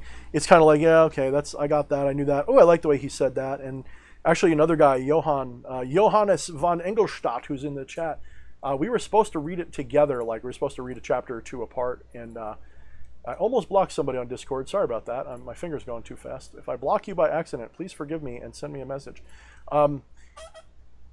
So he and I were reading through it together, and we were going to compare notes, and I think we got lost. I think we forgot to keep up with each other, so I stopped reading it. He probably finished it already. The guy eats books like I eat like hot dogs.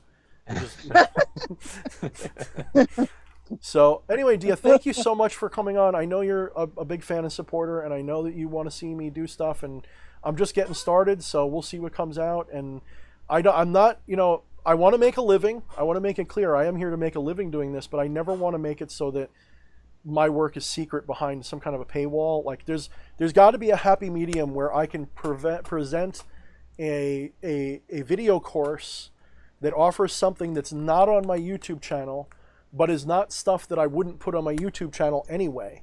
So it will probably mirror what's in the books that I have and not be something that's not in the books. And that way in my mind's eye, I'm thinking, well, I'm basically just supplementing the books, and so I'm not keeping something hidden from everybody.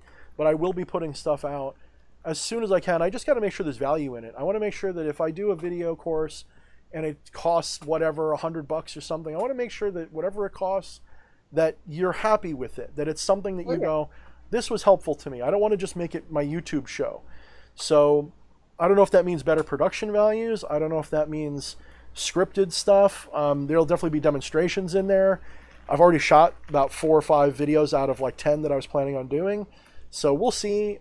No promises. I know EA's like, do it next month. Do it. You got 3 months. I'm like, I do, but I don't, like I've got to be excited to do it. I like writing. It just flows out of me better. And doing these streams is better. But one thing I do want to do, and I think you saw me talk about this, I am still planning. I just have to figure out how to organize it so that it can be something that people can pay for potentially, is I want to do that additional stream that's more like a sermon stream, where I also do a ritual at the beginning or the end, and it's sort of like this, but instead of like a radio show where we get goofy, it's more like structured. So we'll see if I do that. I don't know if that's a smart move either. I'm just looking for ways to just stay active and just keep moving forward and keep doing stuff that gets people excited. And if all I end up doing is a weekly stream, hey, that's cool. That's cool. Well, it's awesome, and we appreciate that. And it sounds like that you're striving for quality, which is what we expect from you.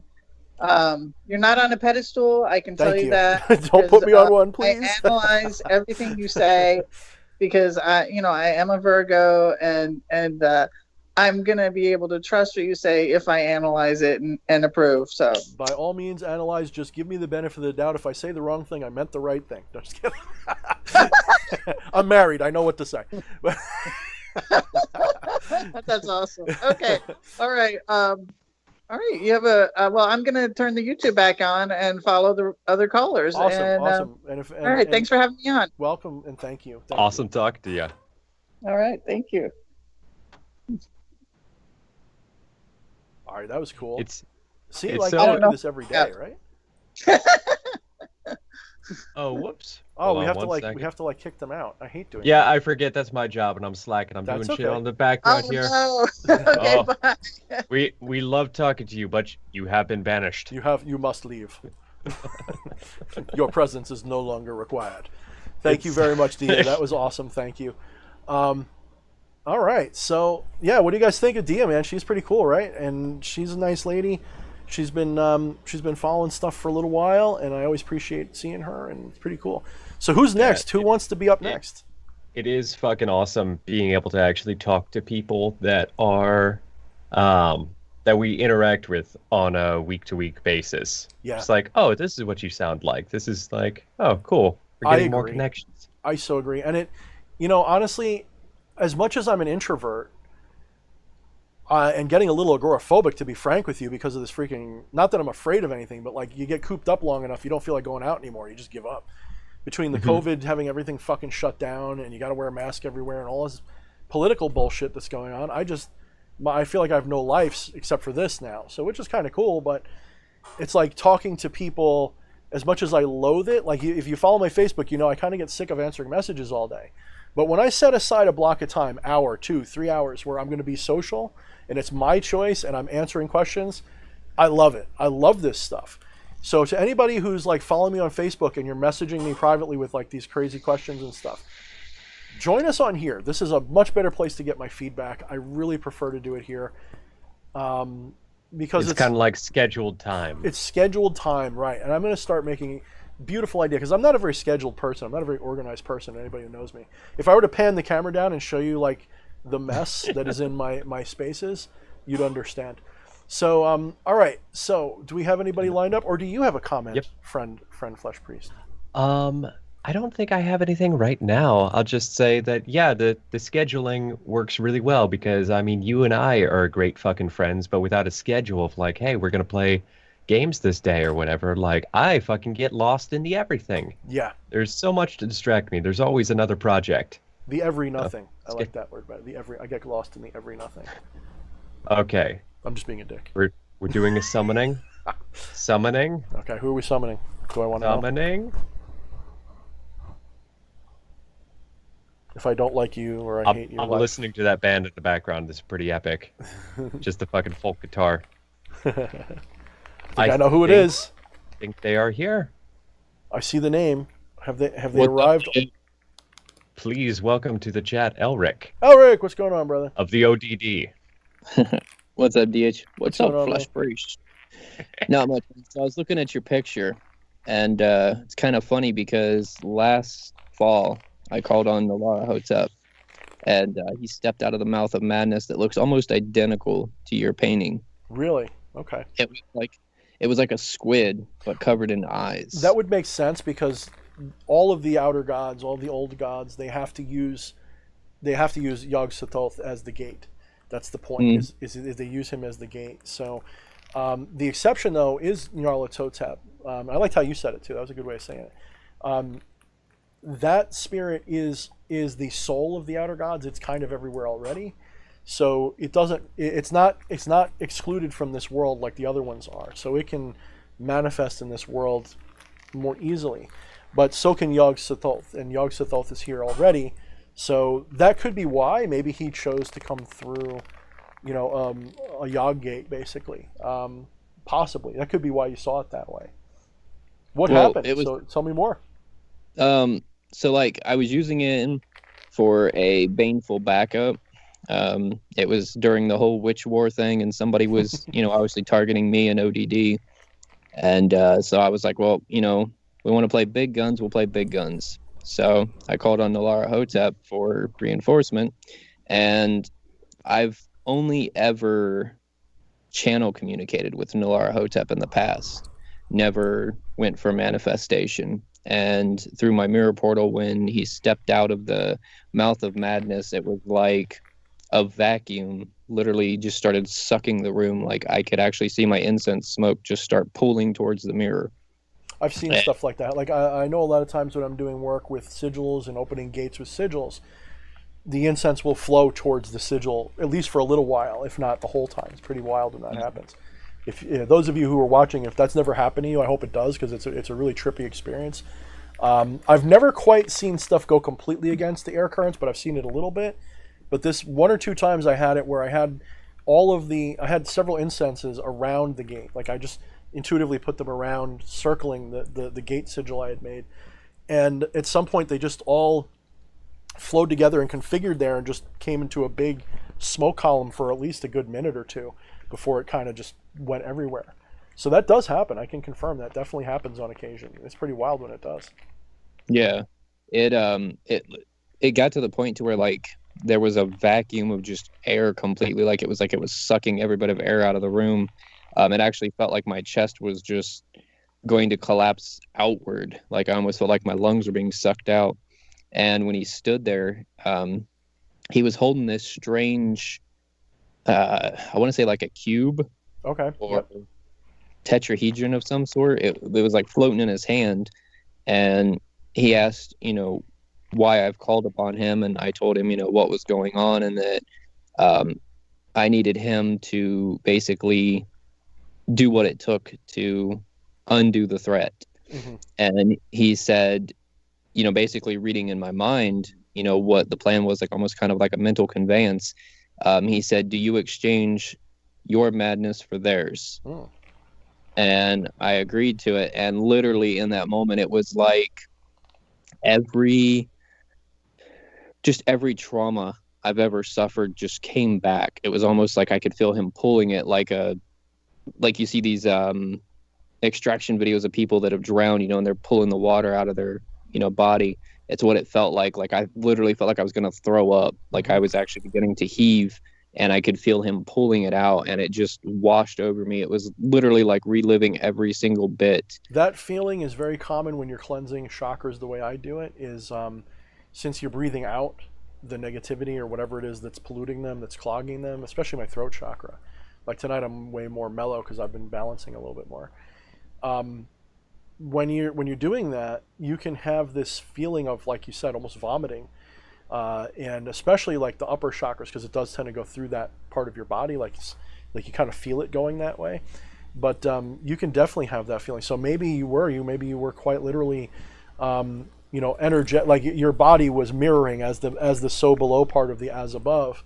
You were feeling that expulsion in a very vivid, visceral way. It's very possible, very interesting, and I do believe that's because I've done that where I've envisioned black tar that has been because of certain people in my life that has been just embedded in certain chakras, and I have to constantly clean them out. I can't shield them enough because they're in my life in a way that until they're gone or completely out, and I'm not, it's long story short, family that you can't just easily get rid of, and you don't want to because you still care about them. So they clog your chakras up, and when you go to remove that energy, I've found it useful to visualize like reaching in, like I almost feel like I'm reaching down my throat, especially if it's in my upper chakras.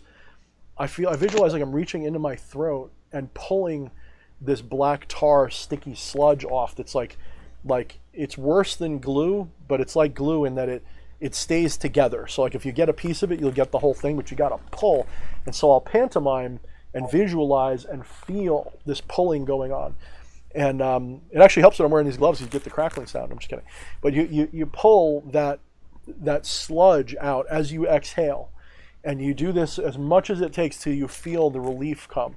And it can take a little while. And while you're doing that, you have to, it helps to visualize the thing, whatever it is that's bothering you, because usually there's an issue surrounding that sludge. There's usually like such and so talk shit about me. I lost my job, whatever it is. You have to take that experience and expel it without, like, you're not trying to get rid of having the experience, but the toxic shit that it left behind. You want to expel that and pull it out. So it's very possible that you kind of intuitively did the same kind of thing that I do intentionally. It's very possible. Yeah, he like pulled that out, and it was like as he took it, it was almost like I want to say like a black smoke. Mm-hmm. And now you said that he had like a tetrahedron. Do you think that was the Haunter in the Dark, which is said at least by certain people to be one of his aspects? Do you think that was what it was, or one of his servitors, I should say? It's either him or it's one of his servitors, according to some people. Do you think that's what it was? It almost felt like it was an artifact because he took the smoke and began to wrap it around it almost like a vortex, and it sucked it in. Okay. I do believe also that, although I could be wrong here, wasn't, I have a friend who's really into it. Weren't the Cenobites at least, because, Clive Barker, whatever, he loves Lovecraft. Weren't they, the puzzle box, wasn't that always meant to be not Lovecraftian, but certainly inspired by that kind of, that cosmic horror vein, or am I wrong there? Yeah. No, yeah, it was. It's funny you mentioned the Cenobites because I got curious after watching Hellraiser and reading The Hellbound Heart and all that. I got curious and started asking different infernals about if there is a real order similar to the Cenobites. Mm-hmm. And they're not through Leviathan. I'm kind of getting the sense that they're either through a Maimon or through Shemyaza. I could see sort of that. Now, a Maimon is the demonized version of Ammon or Baal Hamun. And, but yeah, I could definitely see some of that. I mean, you have, let's put it this way. Almost every one of these fantasy things that people create in fiction and fantasy and horror is based on an archetype, and thus an archetype is a spiritual being ultimately. It's ultimately a spiritual consciousness in most cases. Anything that can be humanly relatable has a human consciousness aspect to it, has an identified consciousness behind it. So if Clive Barker is reaching out with his imagination He's contacting something. He may not be talking to it, but he's making contact with an idea, and he's creating an egregoric side to it. And millions of people watch these movies, and they're scared of Pinhead. They think he's real, at least in their imaginations anyway. They may not think he's real in the real sense, but how many people watch those and go, "Oh my God, he's so scary," because they really subconsciously on the animal level they think they're real. Maybe not on the intellectual, intelligent level. Otherwise, why would you get scared? Part of your brain doesn't know the difference. So you're kind of creating a real being, even if it didn't exist already. Even if there wasn't a human order that does this stuff, that becomes the Cenobites and all that. Even if that didn't happen, which I think it would have, because we're talking about a sadomasochistic cult that thinks that by doing this you become purified or whatever, and you become, I forgot. I haven't seen the last one, but he kind of got mad and trashed the last movie, but he did some kind of wrap up with it where it's like Lucifer or something. I don't remember. Oh. But, I wouldn't say a wrap-up. He made it where Pinhead killed that angel and was damned to be mortal.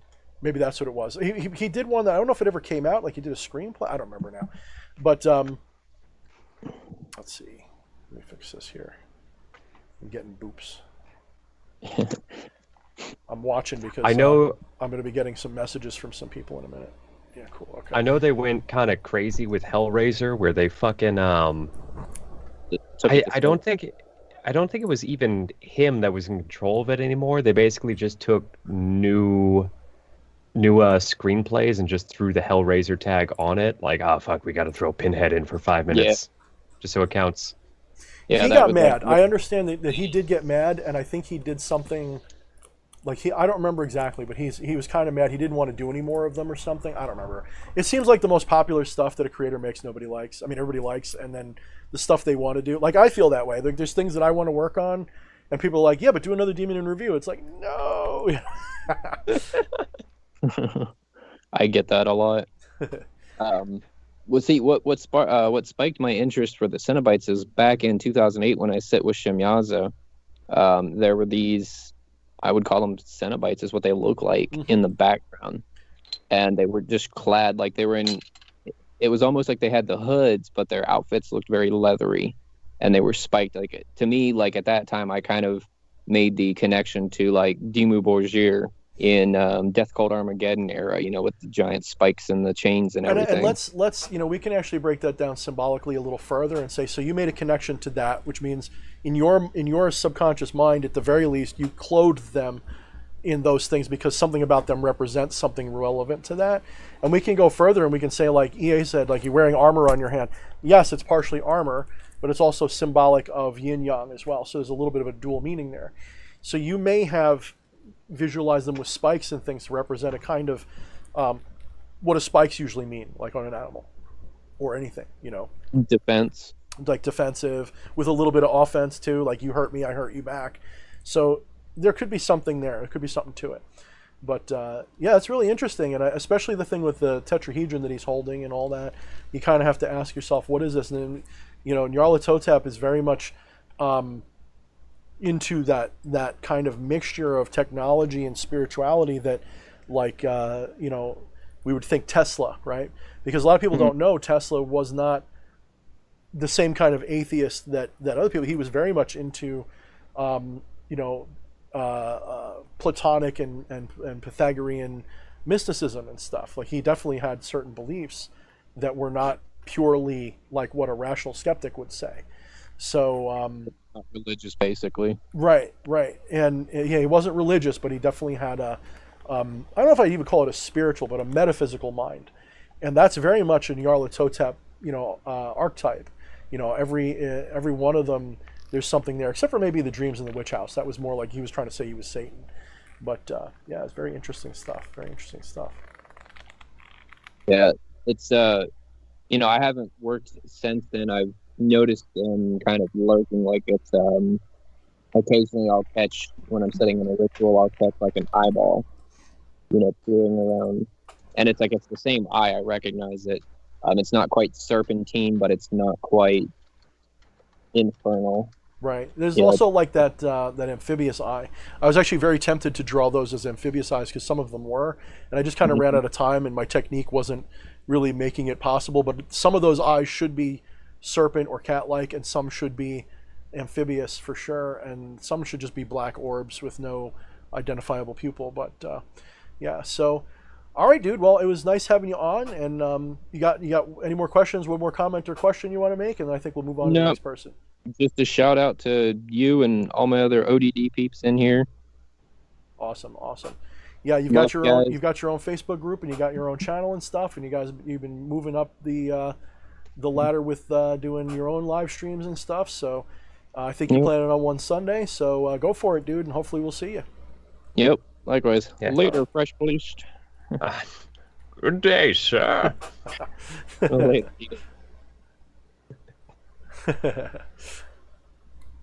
Okay. Fucking came back in at the right moment. Right? You came in. No, that's cool. That was perfect because I think he was just kind of done with what he was going to say. I like that story. It's a very good.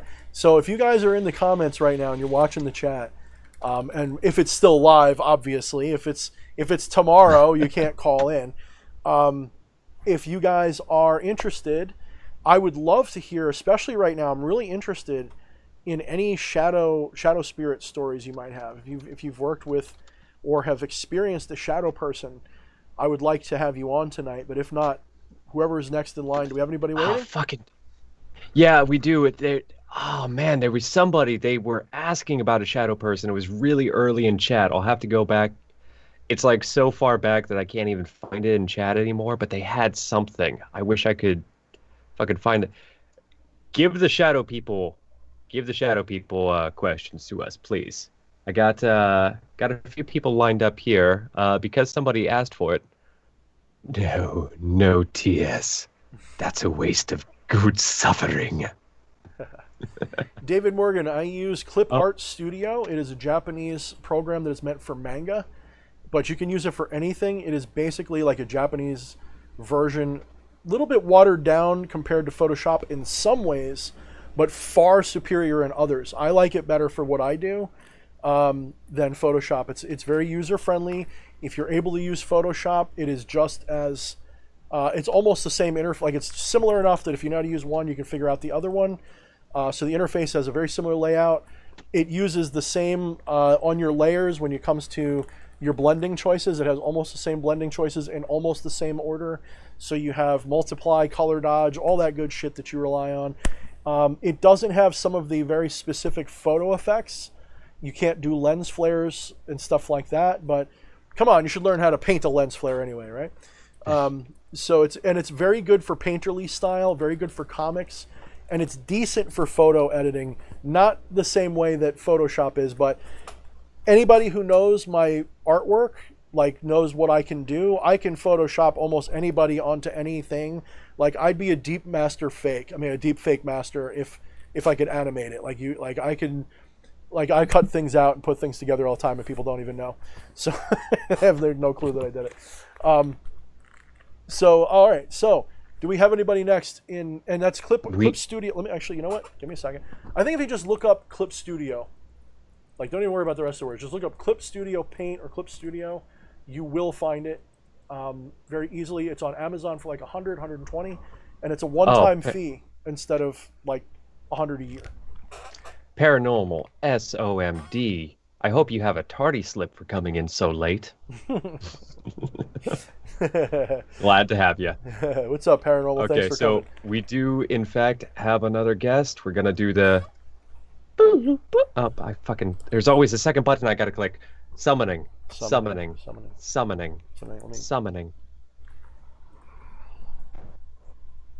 Oh, I think I know this person, too. Why do I feel... Oh, no. I think Let's hide them. Do. Hold on. I didn't know that they were going to have... Oh, my goodness. Oh, my goodness. Let's make them invisible. There we go. Look what you did. Oh, you beat it. They've been live before. I don't know if she wants to be visible right now, so I don't know if I should do that. If she wants to be visible, I'll put it back. But special guests can be visible, of course. I can be visible if I have another shirt, because I'm currently wearing a tank top with like a hole in it. No, we're cool then. You stay the way you are. I like hearing your voice anyway. So what's up, Jen? I haven't seen you in a week or so. What's up? Tired. I spent most of the day driving various places and literally just got back from the Poconos around 9.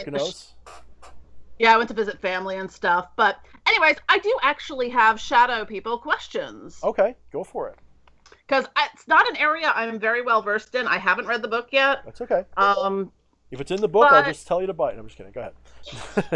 Buy my crap. Buy my crap. Anyways, do you think that there is a hereditary ability to people being able to see shadows? Because I know my mom's like, so anyways, I'm seeing these shadow people things at like, and I'm like, well, can you describe it? She's like, well, you remember that movie Ghost, those like outline figure, the sort of black shadowy figures and stuff like that. Yeah. I have to watch that. I haven't seen that in a long time. When you said that, my brain immediately clicked to that scene. Yeah. Yeah. Okay. So, from a genetic perspective, no. From a social perspective, yes. So, if your parents are abusive, for example, that can cause you to have the psycho-spiritual, not ability, but almost like a curse is a better way to put it, to externalize your shadow into an entity. Now, they can follow people because your shadow becomes like an egregore, and it becomes an entity that can be seen by other people, even if they get strong enough. And so you could have, just for an example, you could have an abusive father who abuses the shit out of his kids, and they develop a shadow of him, right? And that shadow can haunt them for the rest of their lives, and even go into their own children eventually, and can like any egregore. Kind of like when we say drunk dad, right? Drunk dad becomes an egregore. So in that way, that's one possible way.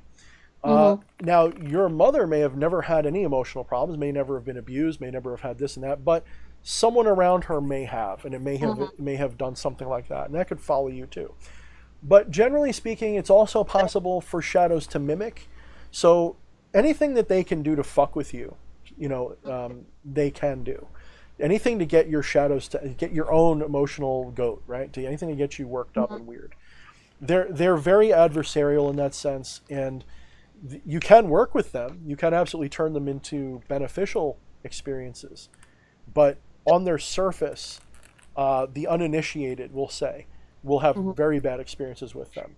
Yeah. Now, see, my mom, quote unquote, I'm doing air quotes here, is, not a witch, but she also has very, she sees spirits, she senses spirits, dead communicate with her in dreams, things like that. She's very clairvoyant, not a witch. I've been telling her this stuff. I'm like, Mom. And, it was funny. One of her Facebook posts she was talking about, she's like, why does this stuff keep happening? And she has a friend who's a professional medium who was like, oh, it's the dead, contacting you and stuff. I'm like, you listen to her, but not me. Why do how do you think you ended up with a witchy poo daughter? Definitely, now again, I don't believe in I don't think there's a witch gene, just like I don't think there's a shadow gene or anything. But I do think that things can be hereditary for various reasons, and they may be sort of genetic in that the spirits know you're the child of such and so, and they've promised, or the person did a spell and it's meant to affect their progeny. Let's not forget that we take a piece of our parents' egregore with us because so that's always forever, and that's eternal, and it's never going to go away.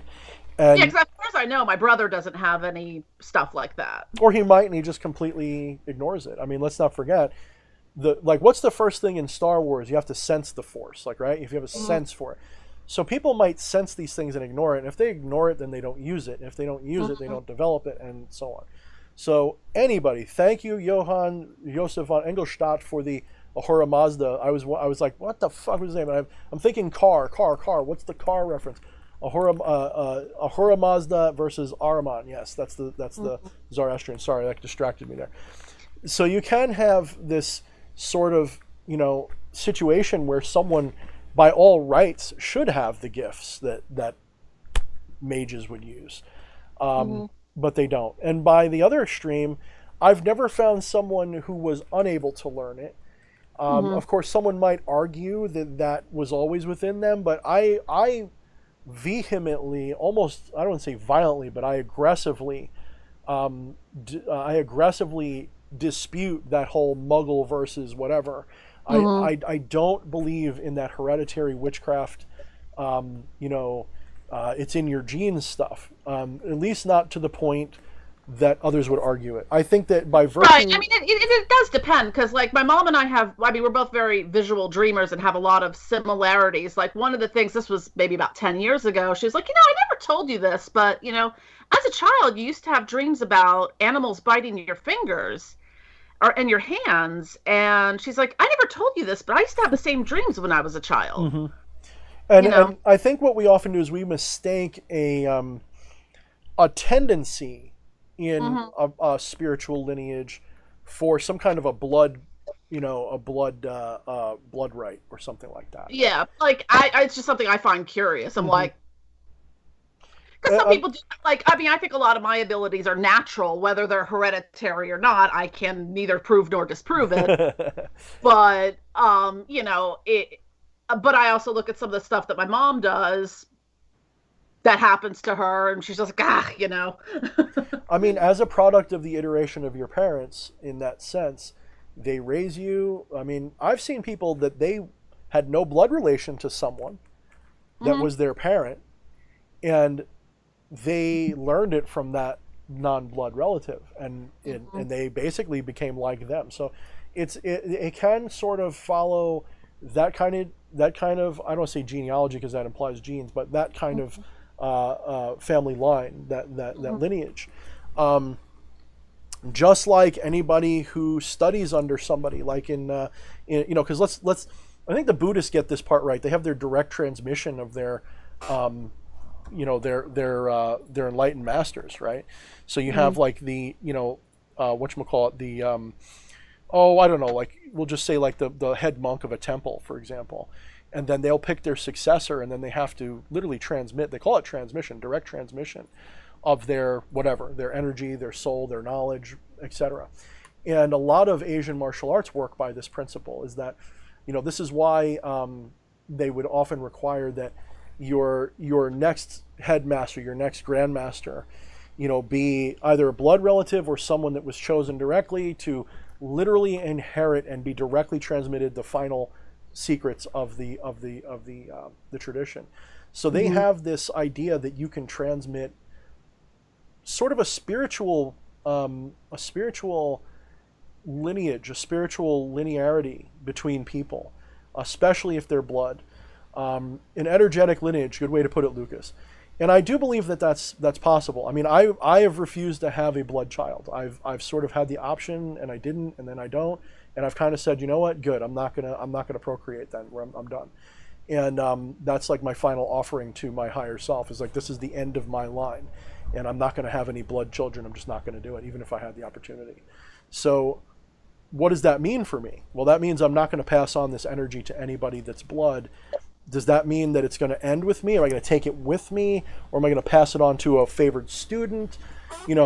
It makes it mine to do something with. And instead I have, my stepson who I've been raising, and he's not interested in magic at all. He's interested in, like, he thinks it's cool, but he's, unless he gets into it later in life, he's not going to, he's not really interested in learning it, or it's like something that his dad does that's cool. And he brags about it, but he doesn't have the interest in it. Like my brother's into a lot of the same stuff I am, but he's just not practicing with it because he also has 2 young children and stuff. So, it was funny. I was telling him, like, how I know all these occult authors and people now. He's like, yeah, but do you know Nurgle from Behemoth? I guess it doesn't count then. If you know Joseph Nunn, you might be able to get a word on him. But yeah, I mean, it's pretty wild, isn't it? And I do find, again, that's another interesting, the way you just pointed that out. Like, he's not interested in what we're doing, just the imagery, right? Just the idea of it. And that's another problem with what we do.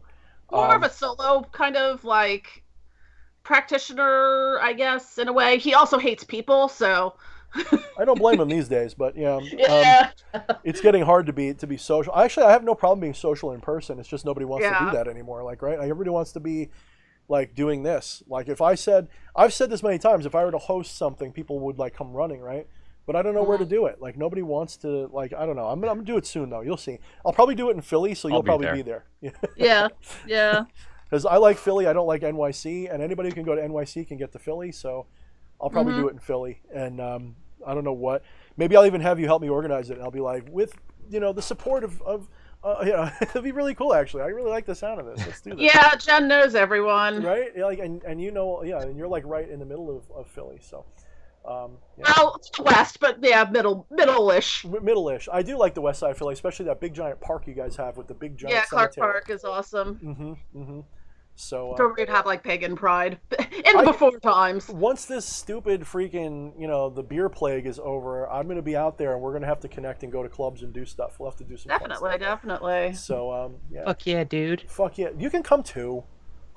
Yeah, no, that was the implication. The Shadowland Goth Night thing. It's like once the last Saturday in every month. That's more than I get right now. That's in Lancaster, and I've been meaning to maybe 13 years or 20 years or however long they've been doing it. I'd like to roll up with a bunch of occultists, like 5 or 6 at least, or like a whole bunch of people from the area, and be like, DH Thorne's gonna go to this, and Jen's gonna go, and these other people are gonna go, maybe even EA and GD, and like just like watch what happens as we like walk into a goth club and see. Yeah, I mean Philly's got like a great we have a Satanic Temple local chapter and stuff, and it's pretty active and all that, and we have an OTO temple. Okay, yeah.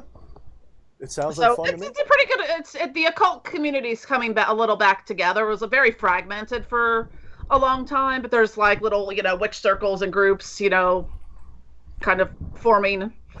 We need it because like I don't know when the beer plague is over, and I really cannot stand meetup.com, but I'll probably use it, and I'll probably make a Long Island New York meetup, so and just do something cool with that and see if I can get like an actual something going, just a regular meetup. I know that like EA and I have tickled the idea of eventually someday, and some other people too are involved of someday getting some kind of a regular thing set up or some kind of a location or something. It could happen. It's always, this is stuff that's like pipe dreams of the future though, right? This is like we're moving in these directions, but the problem though with anything that's organized and structured though is it tends to become a nepotistic mess, and you get a lot of people who are backbiters and social climbers and crap trying to get. Oh, you don't have to tell me about that, because I learned my lesson back in the Second Life days when we ran the Second Life community convention. I've always wanted to jump into that, but then by the time I wanted to, it was already kind of over. Yeah, but that reached it. It ended its hype cycle thing. But yeah, that left me. I literally was like, "Fuck you all." Pardon the French. No, I think it's appropriate. I've done it too. I was literally like, "Screw you guys! I'm going home," and I left.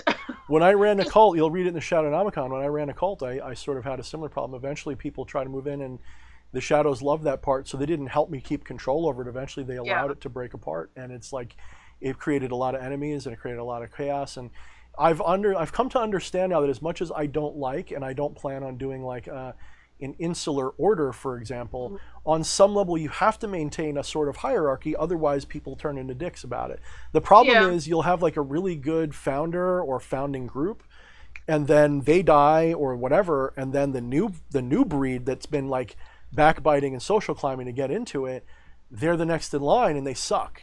So, I was talking to someone today, about like sometimes I get a little prickly about conspiracy theory things, because back in that time I was the target of, I was like, part of this, basically the Illuminati of Second Life, and all these like crazy conspiracy theories made up about me, about me and my ex-husband and all of our friends, and just all this crazy ass shit. By the way, I apparently do have BDSM mind control powers, so well, that could be a draw. That it doesn't sounds have useful. To, yeah, I was gonna say it doesn't have to be a scary thing. I know, but it's just like but that was really.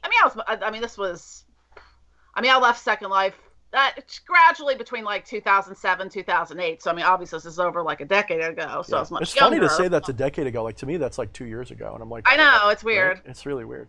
Yeah, I think that's why a lot of these organizations. I think that what we should do, if I ever did start an order or an organization, unless it's like a big foundation or something, which I don't think that would happen. But if it was like an order or something, I would probably make it like when I die, or when anybody that was like Be like, no, it's over at that point, because like I don't want you guys backbiting and scrambling over to get the reins of something that's not yours. You're just going to turn into crap. Start your own fucking organization and we'll be friends. Like that's how I like to do it. And it's always like, you know, like you say with the backbiting and all that, it was like it's like, okay, first of all, when we were running the convention, we weren't being paid for it. We were volunteering our time. Just out of the goodness of your heart and everything else. Because we wanted to bring people together and stuff. It but, benefits we ended up being like, evil overlords of the universe and all this stuff. But here's the problem is I'm finding is if you don't act like one, then people muscle in on you. And I found that out the hard way many times. And I'm coming to terms with that more because stepping into this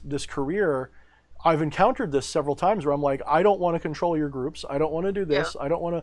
But then as I step back, then the backbiters come in and the shitheads come in. Yep. And you eventually have to be, and it's like I've learned that it's that satanic Luciferian spirit of adversarial, cosmic rebellion that makes even good people hate good leaders. It doesn't matter. Like they'll just call you an asshole because you have to put your foot down. They don't like it. So that's like my former husband is like literally one of the nicest people who's literally friends with every single person he's ever met in his entire life. And like the stuff people like, because it was like the people that where I become prickly about things with conspiracy theories is because I know the type of people that spawn some of those things, and like having been the target of it, I'm like, So like for me personally, I have to kind of weigh my experience with it with, what's going on in the world and stuff like that. I totally understand. And I think and like you said about your husband, when you've been targeted like that, you take it personally. You do take it personally, and I'm finding it difficult. Like even now, like knowing that, like my last video ended up on Reddit, and most people liked it, but in the comments, there's like a bunch of people saying, "Oh, why are all satanic people fat edgelords?" And it's like, you don't know me, asshole. You just don't like what I'm saying, or you didn't even watch it, and you're just a dick. Yeah. And it's just like that stuff doesn't bother me, but then why does it stick out in my head? So. Right. But that's like down low. Now when people you thought were your friends and co-conspirators, so to speak, in creating a group, when they start stabbing you in the back, then it really gets on your nerves. That's why when it happened in the last group I was in, I didn't play games. I immediately did the lion attacking the hyena bullshit, because it's like, even if I did wrong, you turned your back on me and you stabbed me. And it's like, therefore, that YouTube channel's mine, bitches. It's mine now. And I remember hearing about that. But I had no intention of keeping it. It was just to send a message, don't fuck with me. And then you can have it back now. Now that the message has been sent. Yeah, because I had to learn, like, I have to be I'm very protective of my personal space, my identity, and the fact that, like, back in that time frame that this was all going on, it just seeped in, pervaded into every aspect of my life, that I couldn't really control it, and it got to be too much. It's a pain in the ass, and I think one of my good friends, the same guy I'm talking about from this morning, he's worked so well with the shadows. He's one of the most advanced people in the shadows besides me, as far as the Shadownomicon current. He's working through those spirits, and he messages me this morning, and we're talking. This is a guy, he knows, like, he's constantly pushing me. I don't know if he's trying to tempt me or trying to test me or trying to get me to integrate that Ronzael current. You'll understand when you read Shadownomicon, the Ronzael spirit of like a Machiavellian, overlord. He's because I went there once when I was younger, and I really gave into it, and that spawned a cult, and all these problems grew, and I kind of resent the idea of starting something like that again. Yeah. But then he's like, yes, but a good responsible leader is not a bad guy. Like if you're a mature guy now, you're not some kid who's confused about things and looking for power because you're insecure, and now you're a man who doesn't give a fuck, and you'd probably be a good leader. I'm like, maybe, but what you don't remember, like that's why I love Dia. She said it so well. She says, I'm not putting you on a pedestal. Don't fucking put me on a pedestal, because I will intentionally fuck myself up just to piss you off. I can't stand that shit. Like, if I want you to respect me for if anything, everything. Rubbing him in the dirt a little bit, like take him down. Well, do it nicely. I don't really like when people really hurt my feelings, but I do, like, never put me in a place where I have to be a certain way for you to like me. Like, accept me how I am. Don't put me on a pedestal, because when you put me on a pedestal, then if I make a little mistake, you go, oh, he's on a pedestal, he shouldn't be like that. never think that way about me. Always assume I'm going to do the wrong thing sooner or later. It's going to happen.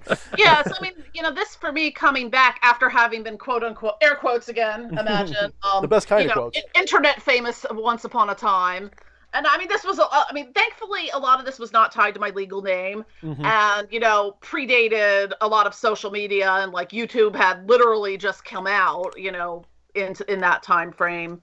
So, it was like I had to really kind of think about it, like putting myself back out into, it's scary. A public-facing position of scary. Being like. It's very scary. I got doxxed not too long ago I had another thing I was trying to do because I love ninja stuff. And I had a YouTube channel that I was setting up for just talking about ninja stuff. It wasn't meant to be serious. It was going to be history and martial arts, and I goofed it up a little bit, and I put on like a costume, and then I pissed off the Bujinkan people, well, at least one little group of them. And they started sending me like literally death threats, and they were trying to dox me, and they were trying to say I was this and that, and it wasn't anything. Like I just ended up having to just close it up and be like, I can't deal with this over a YouTube channel that's like tongue in cheek and meant to be fun. Forget it, just forget it. So yeah, it was. Yeah, I just have to be really protective about things like that now. Like I was like, I'm because what happened one of the times, one of the videos I think it was the video I did on Salvia divinorum. Somebody texted me asking me if I had any Salvia divinorum plants on my personal phone. I'm like, okay, we're going to make sure my personal phone number is now not attached to By the way, if you do, I will meet you. Because I was like, no, but you can get it online. The sleeper must awaken. And but, it's just protecting, like getting a P.O. box and, all these things, and making sure, like I have a Google Voice number now that's, linked through all my crap and stuff. At some point, once I start, like I don't know if I'm going to actually... I'm not going to incorporate because it's just me, but if I ever did like a DBA or something, I would probably start doing all that, post office boxes, special, all this other stuff. It's a good idea, But yeah, I have an LLC because when I rebranded, I did it as a DBA. So especially for like what I do with selling products and stuff, you want to have the division of things. People aren't probably going to sell you over a paper cut they get from your book. Right. Or sue you over that, and but that's through Amazon anyway. And that's through Amazon anyway. So so you have to kind of have that separate, so, liability crap. Jen, it was awesome having you on again. I appreciate you being here. Everybody go to Belladonna's Botanicals. I think I said that right. Yes. If you haven't, she was on a live stream about 2 weeks ago, I think it was, and it was a good show, very informative about everything to do with botanical stuff. And, fucking educated the crap out of us. Yeah, I don't want to show you my flimsy little botanical journal. It's very, very, very like 3 pages long. But thank you very much for coming along and showing us all this stuff and asking that question. So. And I will mind the shadows. I really hope so, because they mind you. They will. And buy my crap. All right, love you, sister. Thanks a lot. Take care. And buy her crap. Later, Jen. Bye. And for those asking, yes, Camila is actually awake, but she's a little busy, and she gave me permission before that if I wanted to, I could sort of share. Hopefully this will pick it up. She's a little busy in the backyard right now. With the glare on that. You can see my kitchen. Where I cook. What is that? Is that a fire? That is it's not doing a very good job picking that up, is it? Yes, that is a ritual fire. Let's see if it'll rotate. There we go. Yeah, never mind. That's as good as it's going to get. So, hopefully that. Cool. So she's doing some stuff. She's doing some stuff. Eddie Romanov says, "I really like her crap too. Buy it." I like how we started the trend of buy this crap. Yeah, exactly. I love that one. It's my favorite trend. Let me see if I can do this better. Yeah, there's really no way for me to do it last minute.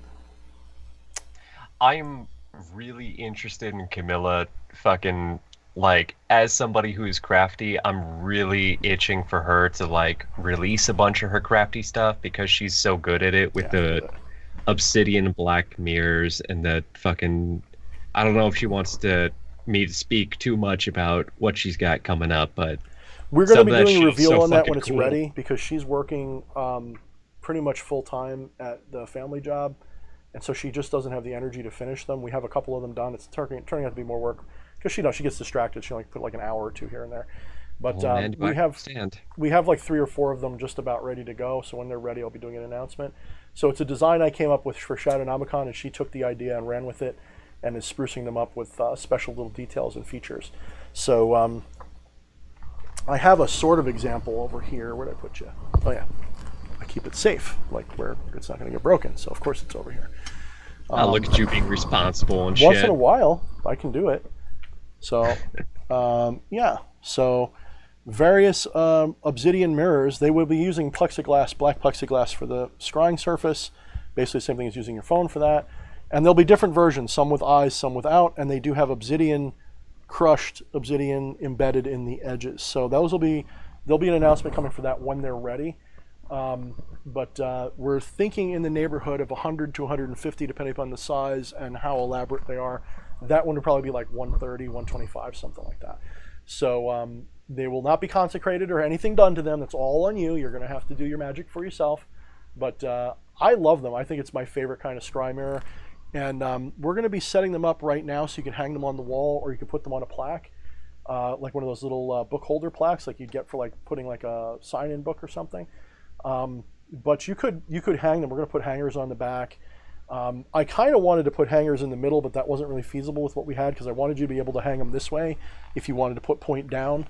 But honestly, even just setting it like on a book and aiming it so that you're reflecting the ceiling a little bit, and putting like a light behind it in particular, you create this other world like gateway with it, and that's how you're supposed to scry anyway. Yeah, you'll have a blast, I promise. Yeah. Okay, give me a second. So- Did we have any newbies want to join in the chat? What time? How long have we been running for? We got 2 people so far. Looks like 2 hours. Yeah, I've got a few people lined up. You know what? You asked for shadow stories, and I have a shadow story lined up for you. Oh, is it from you? Or is No, it person? not from me, but from Okay. somebody else. Oh, okay. Yeah, lay it on, brother. Let's see. Oh, my wife was awesome. She must be watching in those. Yeah, let's see. All right, well, let me conduct the ritual of summoning, which leaves me with a very perplexed look on my face. Well, why am I not finding them? Fill the airwaves. Well, I figured this out. Your tech is fucking up. I kind of can't, because I'm filling my brainwaves here. I'm screwing something up on my own. I'm actually trying to import a photo. I want to put a photo in here. Hold on.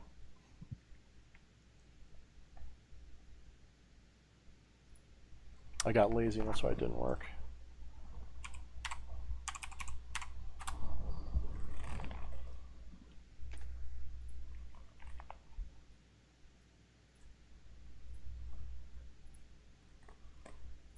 We are still working through the kinks of figuring out this live stream, and I am having difficulty. Skype is not wanting to let me add this person to the call. So in the meantime, while you figure it out, this is we might have to, like, I don't know, maybe Skype's reached a limit. This is oh no, okay, just figured it out. Oh, okay. So you should be able to see this right now. Do your thing. You should be able to see this now on the live stream. This Yep. is my Wi-Fi's working.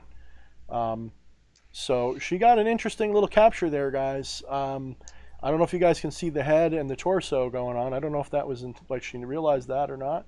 Maybe that was just a lucky catch. Like maybe it was just a still frame and it's just happened to be there. But it's pretty interesting considering I know what spirit she's working with. That's pretty interesting. So that's my Trinity. That's the simplified Trinity that she's using with a little sigil for gathering energy. So she's doing a good job. Look at that. That's pretty good. And Dice Controller 187, you'll have to, when the next live stream is up and Camilla's there at the beginning, you'll have to harass her about that cheesecake recipe. Oh, yeah. It's not that hard. I think it's just from hearing it happening in the next room. It's regular just cream cheese like you'd use, and you need Swerve is the sweetener. It's a sugar-free sweetener. It uses erythritol, And from there, it's just making cheesecake, I guess, like however you'd make cheesecake. So a couple eggs, some cream cheese, some erythritol, and I don't remember if you need much else to go with it. There's probably a lot more going on, maybe vanilla or something like that. But it's not hard. She said it's something the moron at baking, can do. I'm good at cooking. I'm not good at baking. Like baking's like I'm just like same. Like put egg in face. You know, I don't. Baking is a science. Cooking is an art. Yeah. One's chemistry, one is art. Yeah. So okay, so you said we do have somebody else, and I'm gonna put my fan on because it's getting warm in here. All right. Ritual of summoning. Doing the Wayne's World thing. This is so weird. I don't know why we do it this way. I don't like this. Don't do it anymore. Well, fine. I'll do this then. No, you can do that. I like that. Oh. And everybody, please welcome to the call, Mr. Drucifer. Drucifer. I like that name. Hey, how you guys doing? Hey, what's going on? We might have to turn them up, though. We are doing just fine here. Good to hear from you. Seen your name in chat plenty of times. I try to catch on when I can. Would you be able to speak up or put the microphone closer because it's very, very soft? All right, let me see if I can do something about that. Okay. And if you guys can hear him okay, let me know in the comments. We might, instead of torturing the guy, let me know if you can hear him. But if I can't hear him good, that means you probably can't. So, because unfortunately, Skype doesn't let us individually control the audio. Need to figure out a way to get Discord to work. I know some people in the comments have talked about how they don't use Skype. They don't want to use Skype. How can we expand it to other things? So we'll figure it out. The best way to do it on Discord is a pain in my rear end, and you and I can see if we can figure it out. I would have to capture the Discord video stream. I wouldn't be able to play with where everybody is on the screen. I wouldn't be able to have a background. It would just be the boxes. So it would be a little bit more challenging because there's no way to directly import it to OBS. How is that? Is that any better? I think it's about the same. Yeah, it's pretty much the same. Well, we'll talk about that later. You actually just fucking switch just flipped in my head. I know a way we can do it. It just requires a little bit of technical shit on my side that I already have set up. I just need to reconfigure it. We shall consider it. Because I can do the audio. Like, actually, for taking the phone call, that would work. Now that I'm thinking about it, it would work because I would use Skype for just me and you. And then the audio, we'd be in a voice channel on Discord because my computer picks up all the audio from Discord. So we could even do that tonight, but I don't feel like figuring it out tonight. Yeah, you guys just captured a fucking brainstorm. Yep. There was a loud fart in both of our heads, and suddenly we know what we're doing. So it should be possible, guys. So all the more reason to have our Discord server going. Hey, look at that. Plugs. So if it becomes much of a pain, just let me know, and then I'll try to figure out things at a later date on my own time. That's no problem. So just do the best you can.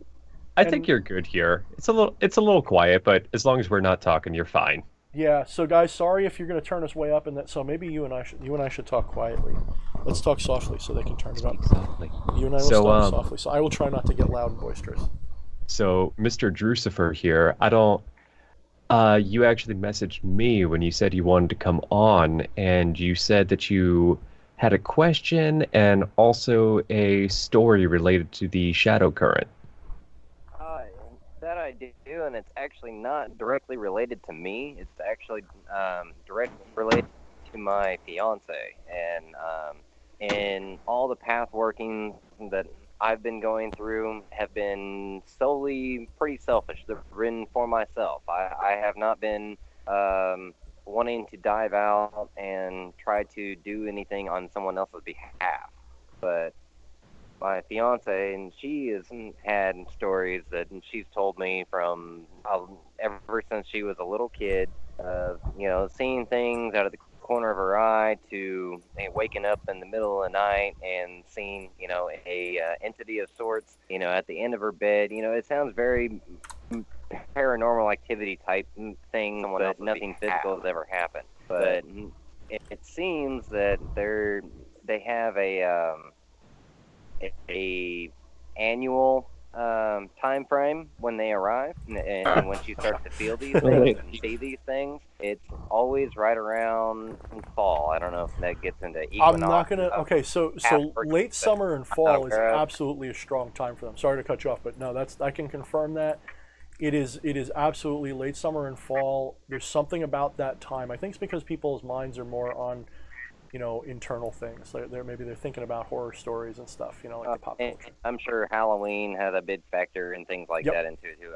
I don't disregard that by any means. I guess since I am also unfortunately ignorant that I haven't gone through the Shadownomicon yet, but I was telling Flesh Priest that I have that on my short list for next books to add to the library. I appreciate that. No pressure. It's it's also a book that I'd like to update. I would like to do more with it because I feel like there's a lot more I could have said, and I just scratched the surface. Partially because I was working through the material as I was writing it. Like I wasn't done with my own integration of those spirits. So there's more to come for that. It's a difficult undertaking for everybody, right? So. I think the biggest thing, I personally don't mind getting into the current and, diving into it myself. But once I try to involve somebody else, that's where I've always been leery for anything in my personal practice. I don't want to accidentally mess something up and do illness to somebody else that I didn't mean to do. Especially when it comes to somebody that, I care for and I live with. Totally understand. It's a little hair-raising, especially with those spirits. I will say that, generally speaking, it's when you start acknowledging them.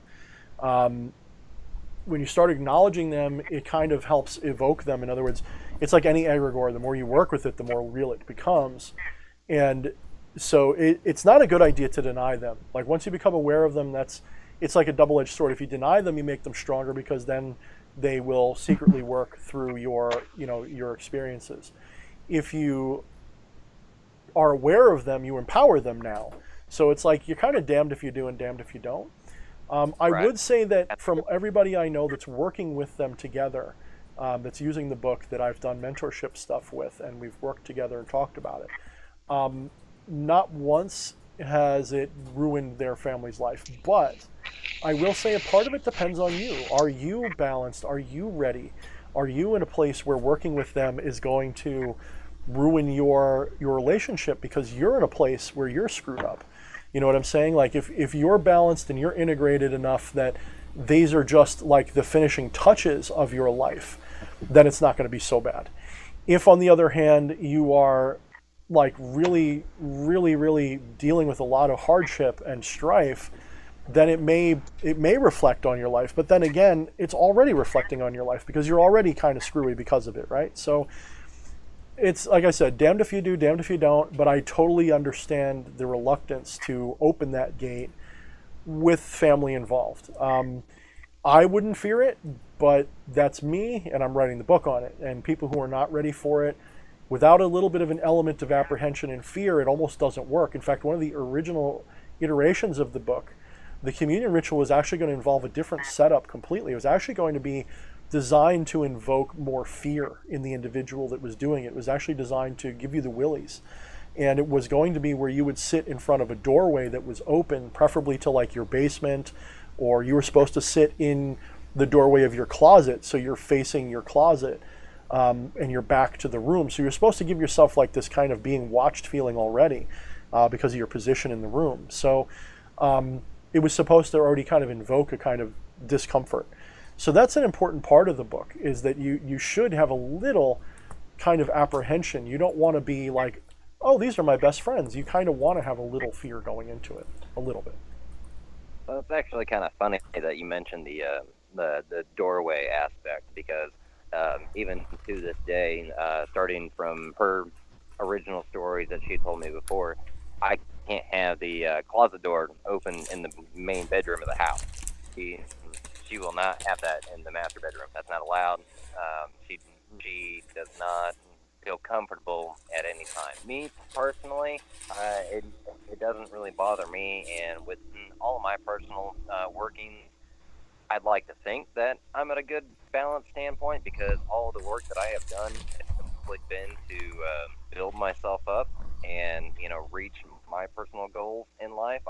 I haven't done anything baneful, or I haven't done anything that I think is going to reflect negatively on me. Mm-hmm. So that's where I'm still all right with diving into for myself, but it's because I haven't done any kind of working that involves another human being that makes me a little, you know, yeah, like you said, apprehensive. Yeah. And one would question, though, I would have to ask, good. though, is that a shadow that you need to learn to deal with? That's another question. I don't mean that in a judgy way. I mean that in a just an honest question. You know, like, is that representative of a shadow that you actually still have to deal with, and you're actually kind of resisting the impulse because of a shadow? Do you trust yourself? Do you trust your magic?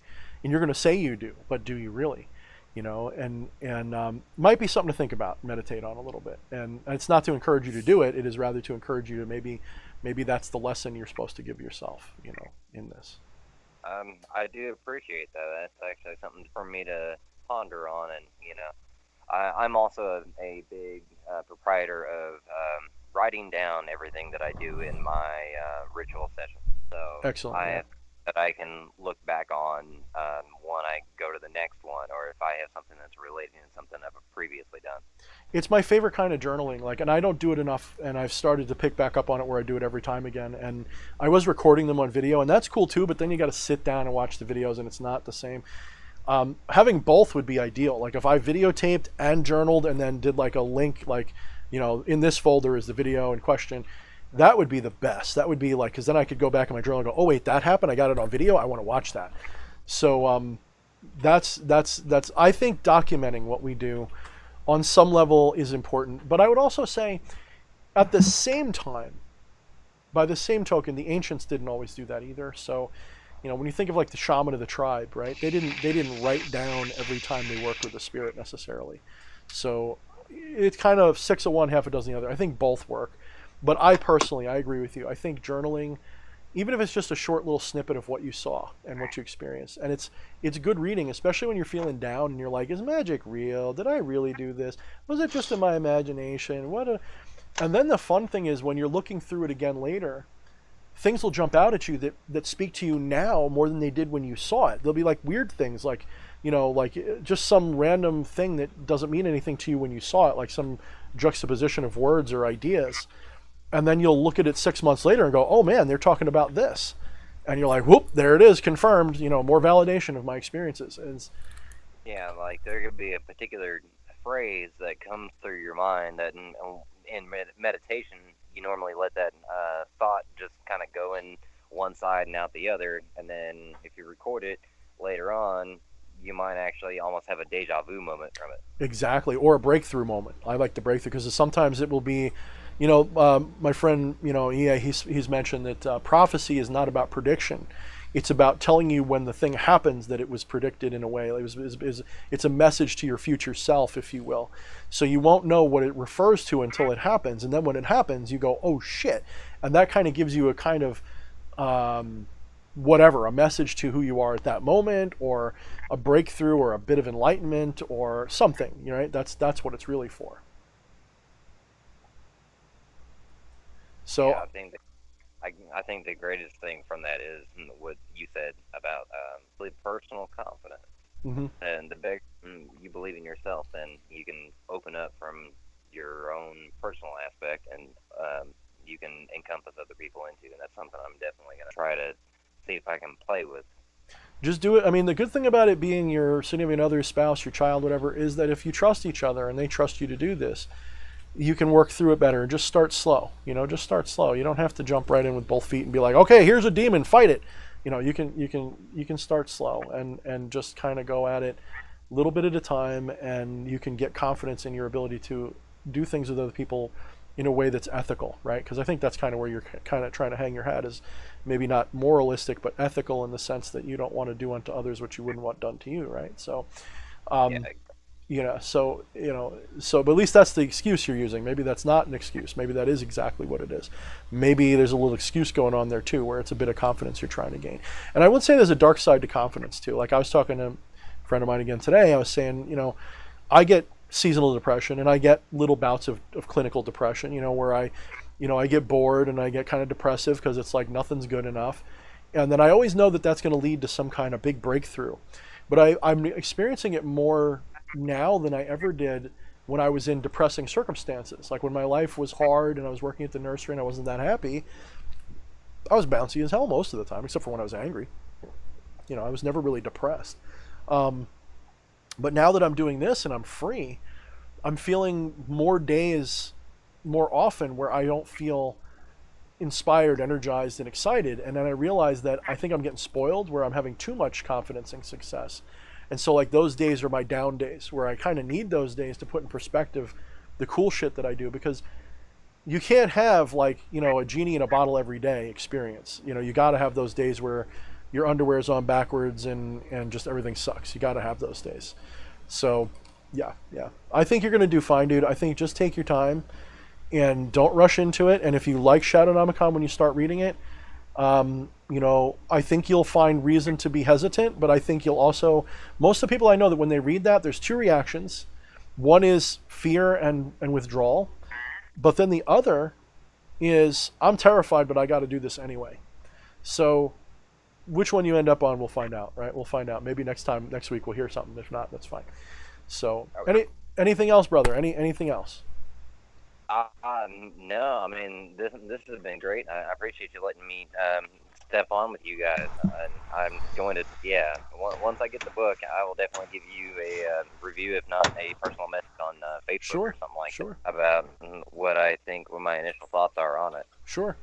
I mean, I'm kind of limiting myself on how much I interact with people on Facebook, but I do look forward to those kind of responses, especially when they're good input about what I could do better or what they like about it. So, by all means, I will definitely receive that. Just let me know who it is so I know who I'm talking to. Oh no, you're good, brother. All right, man. I appreciate you guys for letting me on. Oh, anytime. We dude, appreciate anytime. having you here. Thank ya. All right, you guys have a good one. Thank you, brother. You too. We'll All see the you best soon. to you, sir. What's up, Necro Nikki? Necro Nikki showed up. What's up?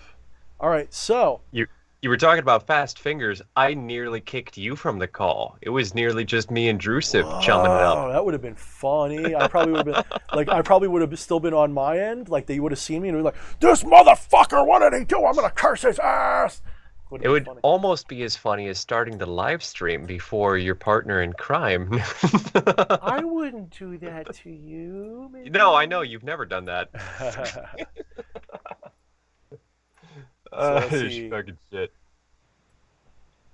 Oh, we need a meme channel. Flesh Priest says in the server. So guys, if you're in the Sanctum of Shadows, as soon as we're done here, start chatting away and start introducing yourselves and be friendly. Give me server suggestions so I know what to put up.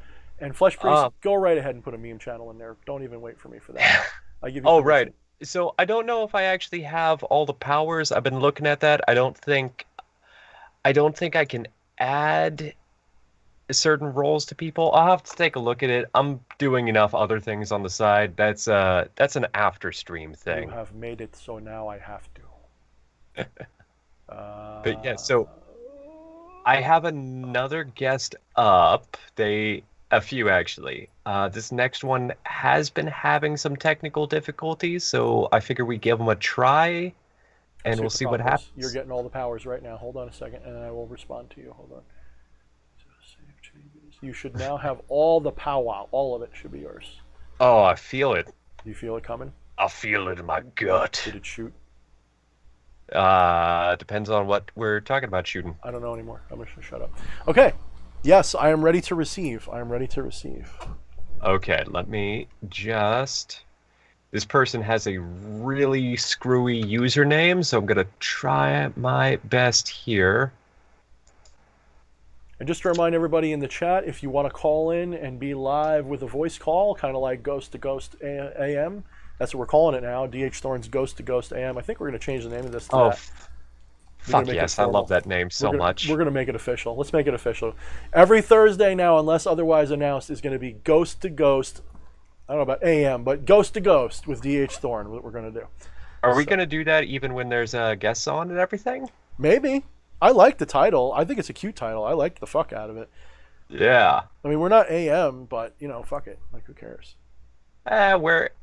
You can see it later on than just when we live stream it. Right. In fact, we actually have a couple people who I don't tend to see in live chat, but I do see post comments and everything afterwards. So I'm just going to give you guys a quick shout out real quick. I see the Hermit, Ronnie Sanchez, Seeking Serpent 6, John Utsali, Azamon, Rachel Frederick, Jafar, I see you in here. I see you in the Discord too. Morning Run, appreciate all you guys, not just everybody who hangs out in live chat. We love you all. Awesome. Yeah, so whenever you're ready to lay upon us the next victim unto the pyre of Ghost to Ghost. Yep. Remember, if you're calling in, you can show us your video, but we're not going to pump it out unless you've been a guest before. I might accidentally do that. So please have some clothes on, unless it's something that would be impressive. You'd probably be impressed by things that I wouldn't be, Flesh, because you are the Flesh Priest. But I appreciate all of the flesh. Okay, so first call didn't go through. I'm going to let the second one go. We'll see if they pick up. They were telling me that they were having some technical difficulties, so if this doesn't go through, we'll move on to the next guest and play it by ear. Word up.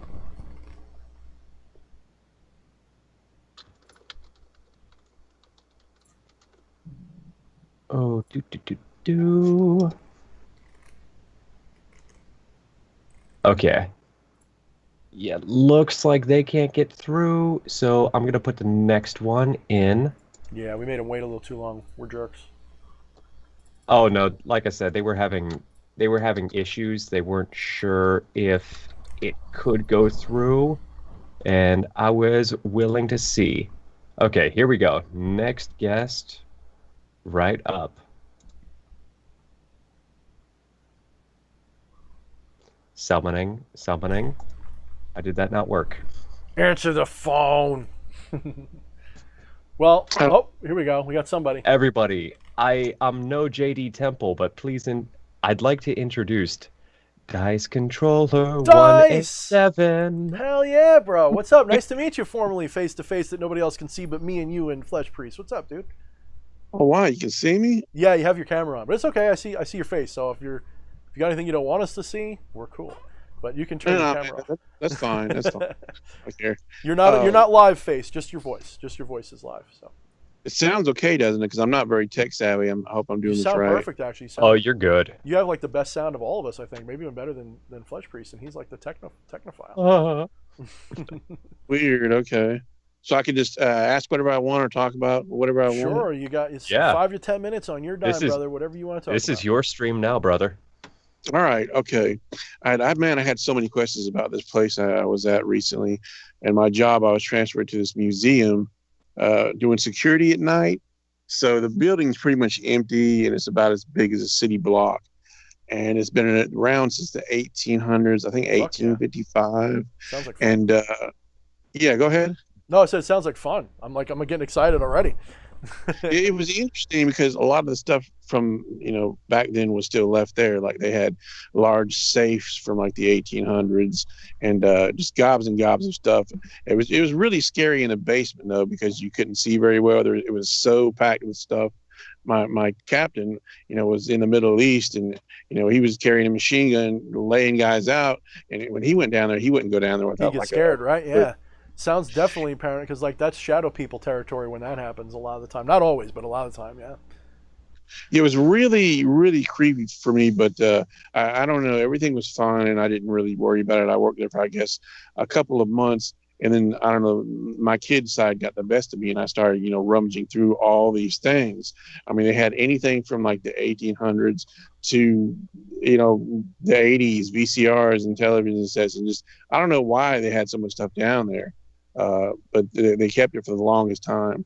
And about 3 weeks after I started going through the stuff, I noticed I was walking out of the basement area and something touched me on the head. It was clearly a person touching me on the head.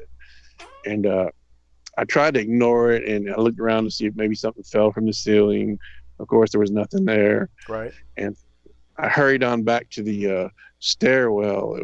I guess it was a 2-story stairwell, and it had a light switch on the upper side and the lower side.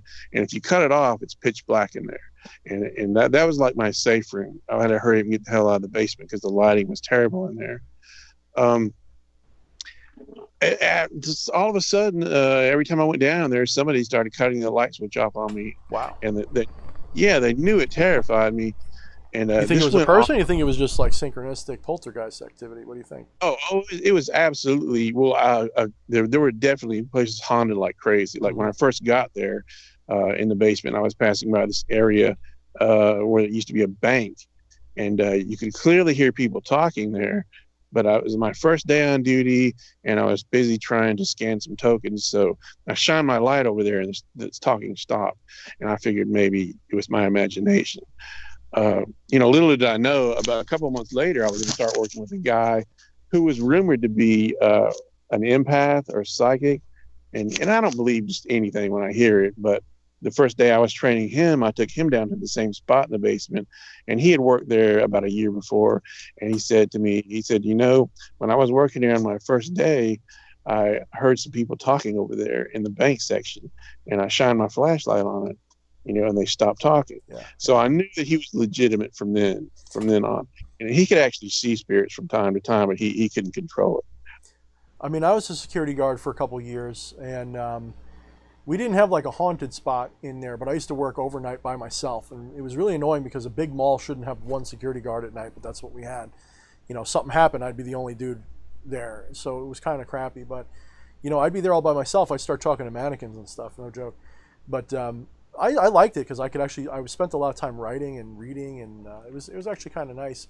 I'd probably do it again, except I don't really need the money anymore, and it kind of sucks because that kind of job can be really annoying, with the rules and stuff you got to worry about. But yeah, security is like an interesting place, especially when you're in an old place like that.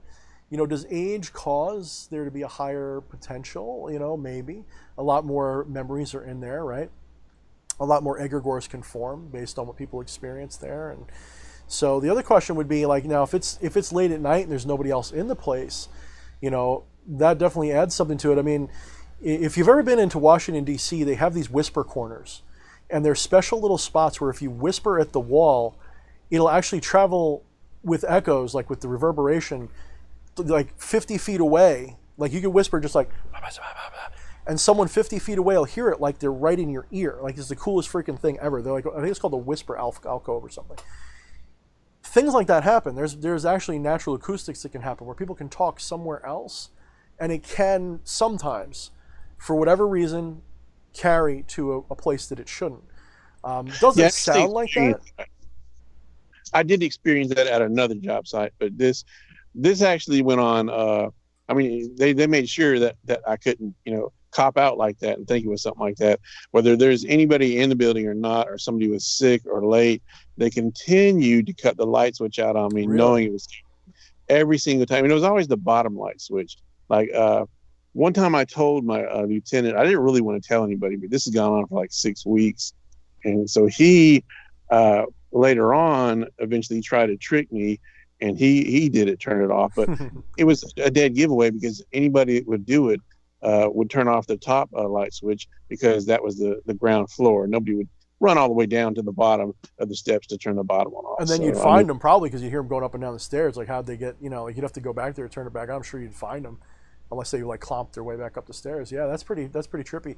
I know like when we first moved into this house, we had a lot more, we'll call it ghost activity, a lot more poltergeist activity when we first moved in.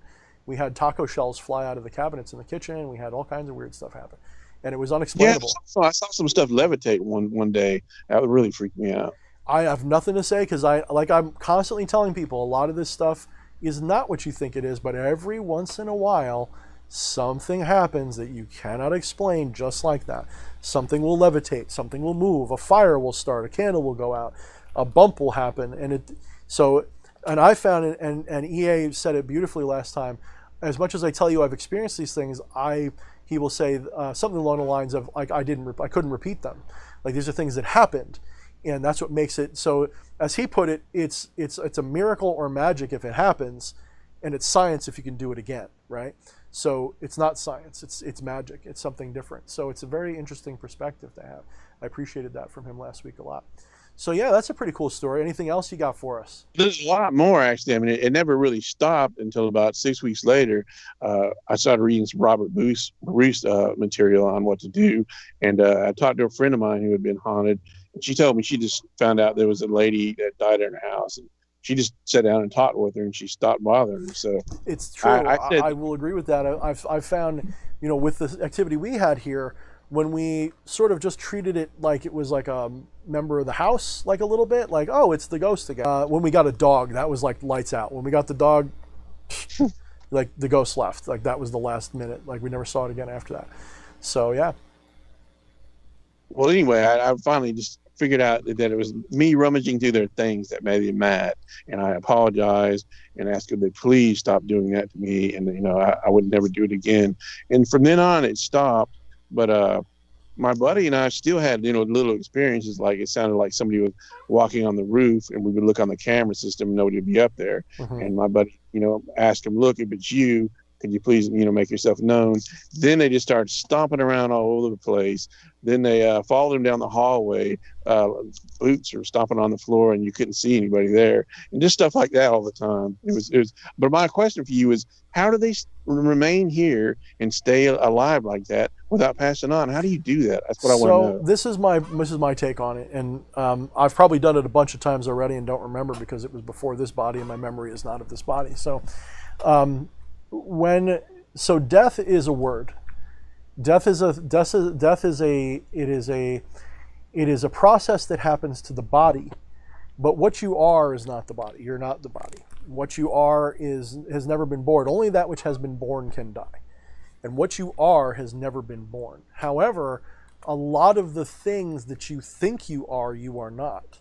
So your whole idea of personality and self is not what you are. It's a story you tell about yourself. And it's a story that's relevant only to this body.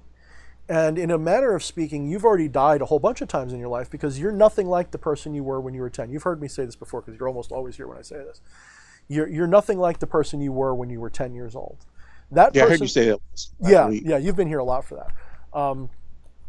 So that person died already, right? You're a different person completely now. You've already reincarnated, so to speak, in a very, for being super literal, that you've already reincarnated. So what happens when your body dies? Well, your consciousness is going to move on. Without a doubt, it's going to move on. Now, whether that means it moves on to a spiritual existence or another body or a non-local experience or whatever, it's going to do that. Maybe it's going to follow all the little pieces of its body. It's going to have a hard time letting go, and it's just going to watch its body degrade and spread out into the universe. And wow, look at where my eyes ended up. Like they dissolved into this goo and they floated away. It could happen, right? I'm not saying that's what I'd want to do. It sounds like watching grass grow, but hey, maybe that's what you're going to do. Most people reincarnate because they're not ready to experience a disembodied state yet. That's why they're here. So when their body dies and they can no longer justify hanging on to it, they go through a period of withdrawal, and maybe they have like a nightmare or a dream. I've known when I've done some channelings of dead people recently, I'm not the best necromancer, at least I don't feel like I am. It's not my calling, but I have been able to do it. And when I've done it, I got the distinct impression that the person still thought they were dreaming because they died in their sleep. And they thought they were in a nightmare for several days of our time because all of their loved ones were saying, you're dead, oh no. And in their mind, they're still sleeping, and they're having a nightmare that won't stop, where people are telling them they're dead and they don't think they are. Right? Imagine that nightmare. Then eventually they become comfortable with it, and then they move on to whatever is next. And some have different stories about what happens for that. Now, your identity is an idea. It's a Platonic form, and that is more or less immortal. The question is, do you remain conscious of it after the fact? So when your body ceases, the egregoric form that you assumed in life, that story stays alive because people are going to remember you, people are going to be talking about you. all egregores can exist independently even of the people who talk about them. So that egregore goes on forever. That's what you call a ghost, right? But for the ghost to be inhabited by the conscious that you are is a different story. So this is why so many ghosts are repeating. They go through things over and over again because they don't have the conscious intellect with them anymore. They're literally just a pattern of memories that's replaying over and over again, so to speak. So how do they linger? Not all of them do. A lot of them are just an echo in the system. It's just an echo of somebody's story. And because people were... They're intelligent like that, and they can actually hear you and respond to you. Well, you're a magician. Whether you realize it or not, you're a magician, and what you think influences things. So if you think to a spirit, I won't do that again, you are essentially creating a reality for yourself where that egregore will no longer interact with you. That doesn't mean it'll work. It's not a machine. But it's just like when someone has a mirror and it's a magic mirror and they tell you to cover it. Well, you don't have to cover it. You can ward it. You can shield it. You can just ignore it. A lot of that has to do with not your belief, but you're creating a servitor thought form. So why does a velvet fabric work? Well, it's not because it's velvet and it's not because it's fabric. It's just you're subconsciously covering it, and that subconscious act says it's not going to work anymore. So that's good to know. I've been spending a lot of money on silk. It's better to use the one you feel works best. I like silk and velvet myself, but you don't have to use that. You can put it in a box. You can put it in a wood box. You can put it in a closet. You just have to have the mentality of it's sealed away in here.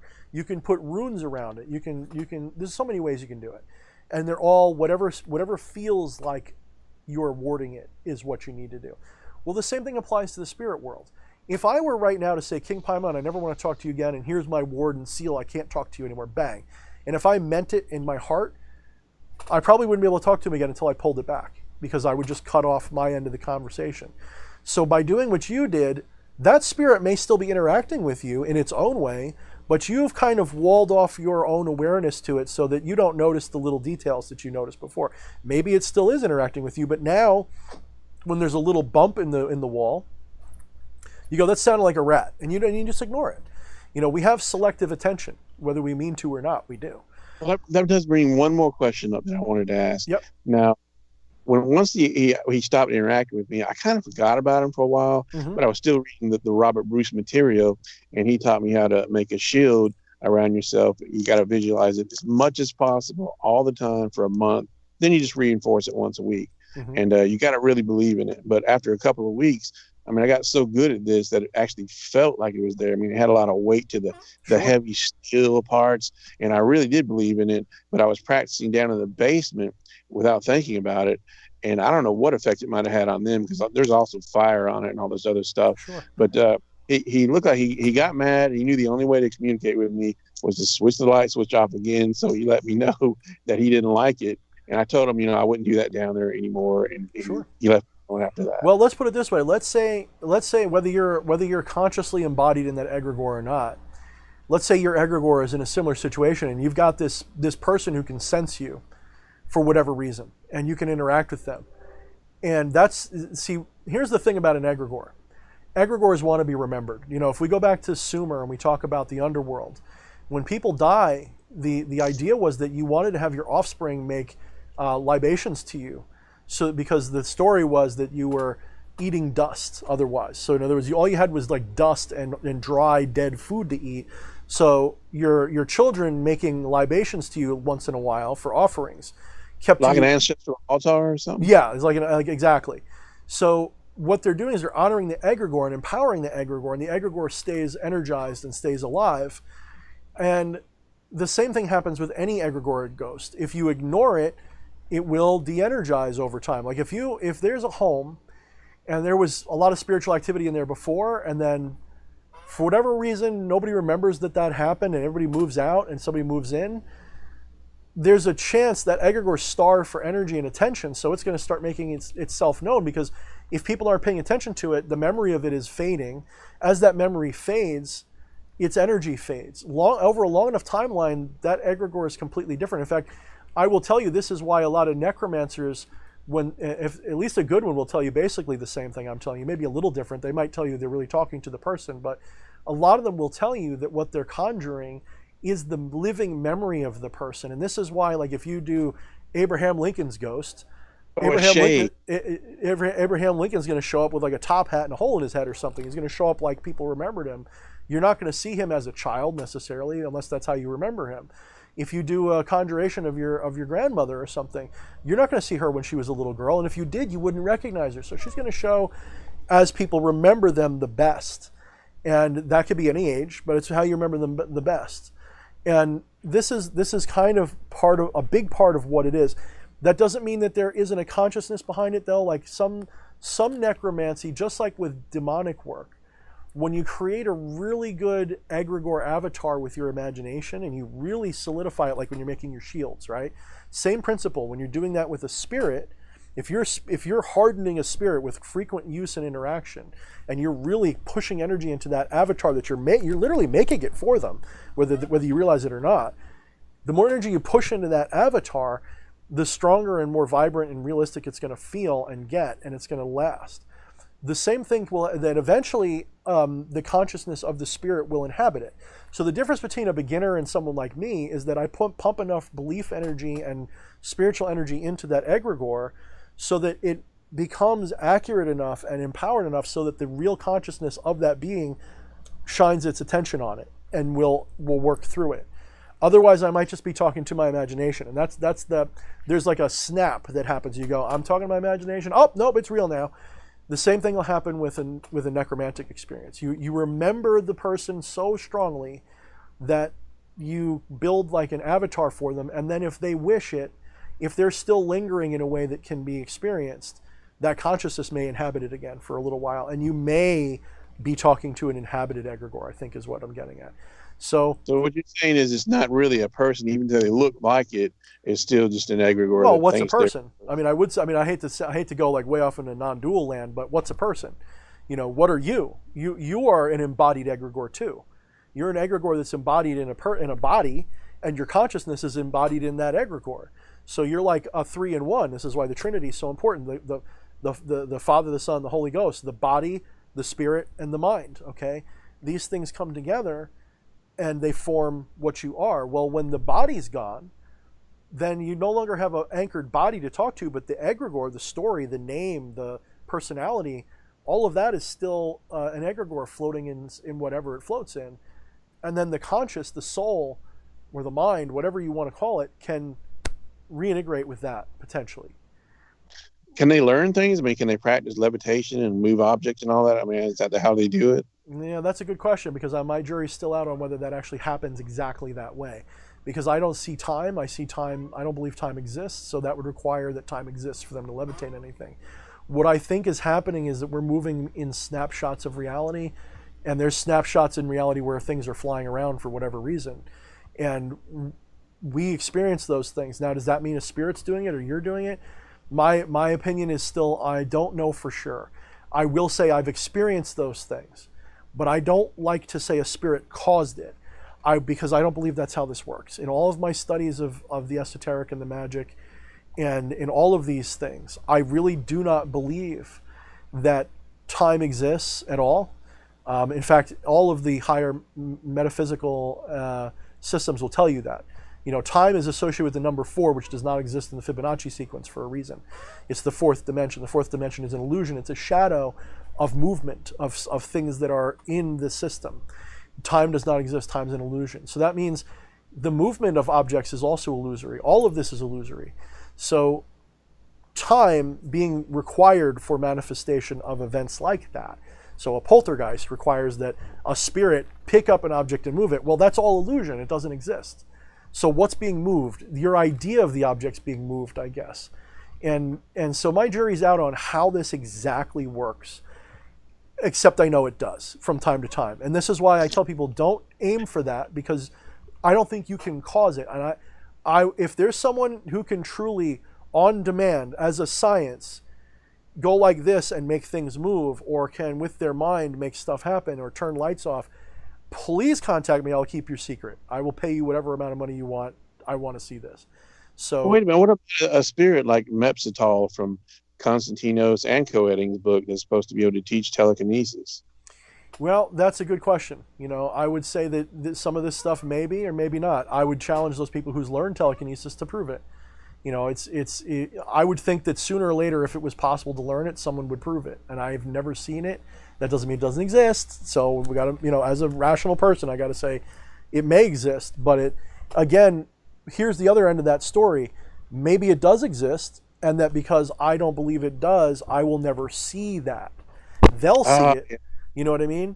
So I've talked about this before, where I've said, if I truly magically believe I can fly, I know that I can fly, and I go run towards the edge of my roof and I jump off. In my universe, I spread my wings and I take off. In your universe, you're a skeptic, and I splat.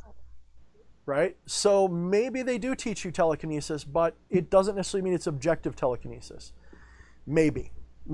And there's areas I have the metaphysical understanding, but I haven't had the experiential knowledge of yet. So I just got to tell you what I think. I don't think telekinesis is like that. I don't think, for telekinesis to work, you have to violate a lot of people's accepted norms. But let me give you another end of that spectrum. I can trick people into thinking I have telekinetic power very easily with some special effects. It wouldn't take much. There's a lot of gullible people who will believe that I made something levitate, even though I didn't. You have a lot of these yogis in India, who it's a little cane that they prop themselves on, but it's actually got a stick on it, and they sit on it, and they have a long cloak on, so you don't see the stick going into the ground, and they never do the trick from start to finish for you. You have to go into a room where they're already sitting on their cane, and of course it looks real because you're an idiot and you don't know that it's buried in the ground and they're actually sitting on something. But to the gullible, that looks like a dude levitating, but it's not. So telekinesis, let me give you one more layer of this riddle. When you're moving your hand, what are you doing? Are you moving something with the power of your mind at that point? If we're going to be moving, I guess. So that's a form of telekinesis, isn't it? So what do we want telekinesis to be? And this is the part that drives me nuts, is that superstitious Hollywood magic wants the supernatural to be impossible before they believe it. Whereas my perspective is magic almost always, as far as I know it always, but I have things I can't explain. Magic follows a path of least rational resistance, which means your manifestations will not, if tested, will always make sense in a rational way. If someone was to say, I've mastered telekinesis, and they go to do it, if you put the right scientists in the room, they could figure out how they're doing it from a rational perspective. And now to kind of contramand myself, I've done the psi wheel stuff a lot, and I've gotten it to work. Sometimes well, sometimes not at all. Sometimes I can't control it. Sometimes it just does what it wants to do. The first time I did it was the best time I did it, and I've never been able to do it that well ever again. I had it to the point where I could be over here and I could go like this, and it would wiggle following my fingers. I couldn't get it to do it again for my life. I did it all day one day. I did it so much I burned out on it. And now, despite every effort that I make, I can get it to spin, but I can't get it to be controlled like I used to. So is it spinning because of heat convection currents that make it spin, or is it my mind? And then I remind myself, does it matter? And I think to myself, well, it kind of doesn't matter because it is spinning. That is my intention, is to see it spin, isn't it? Does it matter if it's spinning because my brain is connecting to it? No, of course not, right? So then I realize, and this is maybe like a higher metaphysical principle, is that you're already manifested magic because you're a way for the spirit to do what it wants to do in a material world. You're an interface for it. So let's say you're the source God, you're whatever divinity that you think you are, and you decide you want to go to the refrigerator and get a can of soda. What's easier, to get up and walk over there and grab it and drink it, or to use brainwaves to make it happen? Obviously to use a body and do it. So you're already a process of magic. The thing is that it becomes mundane to us because we do this all the time. If you were able, using your mind, to do that anytime you wanted, sooner or later, that's going to become mundane to you. And it's not going to be good enough. You're going to want to be able to just go like that and a soda appears in your hand. Then you're going to want to skip that level too, and you're going to be able to go, and then you're not thirsty anymore. And then you're going to reach a point where you don't even want to have to clap your hands. You just want to have no thirst. So the bar for what is magic is always moving further and further into the irrational. The reason for that is because, like any dream, when you have a lucid dream, it makes less sense, right? If you've ever had a lucid dream and like, hey, I can fly now if I want. Well, that makes even less sense than it did in the normal dream sequence you were having in it. When you're sleeping and you're dreaming and you're like, wow, I'm suddenly flying, it kind of makes sense because of the story of the dream. It makes sense, right? When you have a lucid dream, I have a lot of lucid dreams. What's that? I have a lot of lucid dreams. Okay, so you kind of know what I'm talking about. So, and usually we wake up soon after a lucid dream starts. Like usually we get a lucid dream. Sometimes they go on for a long time, but a lot of the time, like we got to pee or something, we wake up pretty quick after we start being able to do it. And usually we wake up going, oh man, I could have stayed there forever. Damn it. So what does that mean? Well, as I've said before on this stream, your waking life is also a lucid dream. It's also a dream, in other words. And when it becomes lucid, when you're doing magic, it's becoming lucid. You're becoming recognizing the fact that you can do the impossible. And then what you kind of do as a being that's embodied, you don't want to lose your connection to the rational world you've created. So you create an excuse why it doesn't work or why it does work. And it will always seem rational because you don't want to lose. Otherwise, you wake up and the dream ends, and that sucks. You're going to go, oh man, I was having a great time being Dice Controller 187. Oh, I was having a great time being DH Thorne. I don't want to stop being that guy. So what you're going to do is you're going to go, look, honey, I don't know how this worked, but I was able to levitate that cup a minute ago. Watch, let's see if I can do it again. And it's not going to work again because you're going to go, wait a minute, that broke the laws of reality as I know it. So that's my take on it. And I really do think that that's what mostly happens. And I challenge respectfully anybody who can really do it. No, sending me a video is not enough. I want you to come to my place and we will do a controlled situation, and I want to see that telekinesis happen. And that's that. I mean, it's just, and I will do the same for you with a spirit instead. I will show you that spirits, if you're open to them, you'll experience one. It's not going to move a cup across the room for you on command, but you will feel a presence if you're open to it. If your heart is right, you will feel it. I don't. I just mean as an open conversation. It's not to you personally. I know you do. So, yeah. Well, that's all I got, fellas. All right, brother. Thank you there, Yepson. I appreciate you letting me on. Yeah, fucking awesome having you on. Song. We didn't let you on. You let yourself on. That's right. You opened the door and you stepped through. All right. Fucking awesome hearing from you, dude. Thanks for coming, night. Dice 187 Undercover Cop. 187. That means to kill like 187. It's never mind. On a 187 on an undercover cop. I remember that line. So who did I piss off with my magic isn't real comments? Let's see who's still here. I think everybody appreciated what I was saying. I'm being funny. All right. So what do we got left? Do we have anybody left? Let's do one more. Yep.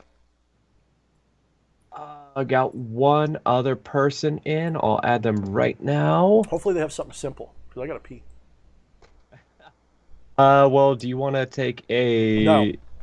You want to step away for a minute? No, I'm going to man it up. I'll fucking flounder and try to find something to talk about. Hold on, let me just tie this. Let me tie that up there. Notice nothing's getting out. I make my reality. Yep, notice those exaggerated movements. All right. Well then, if you insist, all right. Summoning. Who's next? Who is next in the... come to us. Face the 60 people that are watching. Enter the realm. Everybody, please welcome Jordan to the call. Jordan! Hey, it's a pleasure to be here.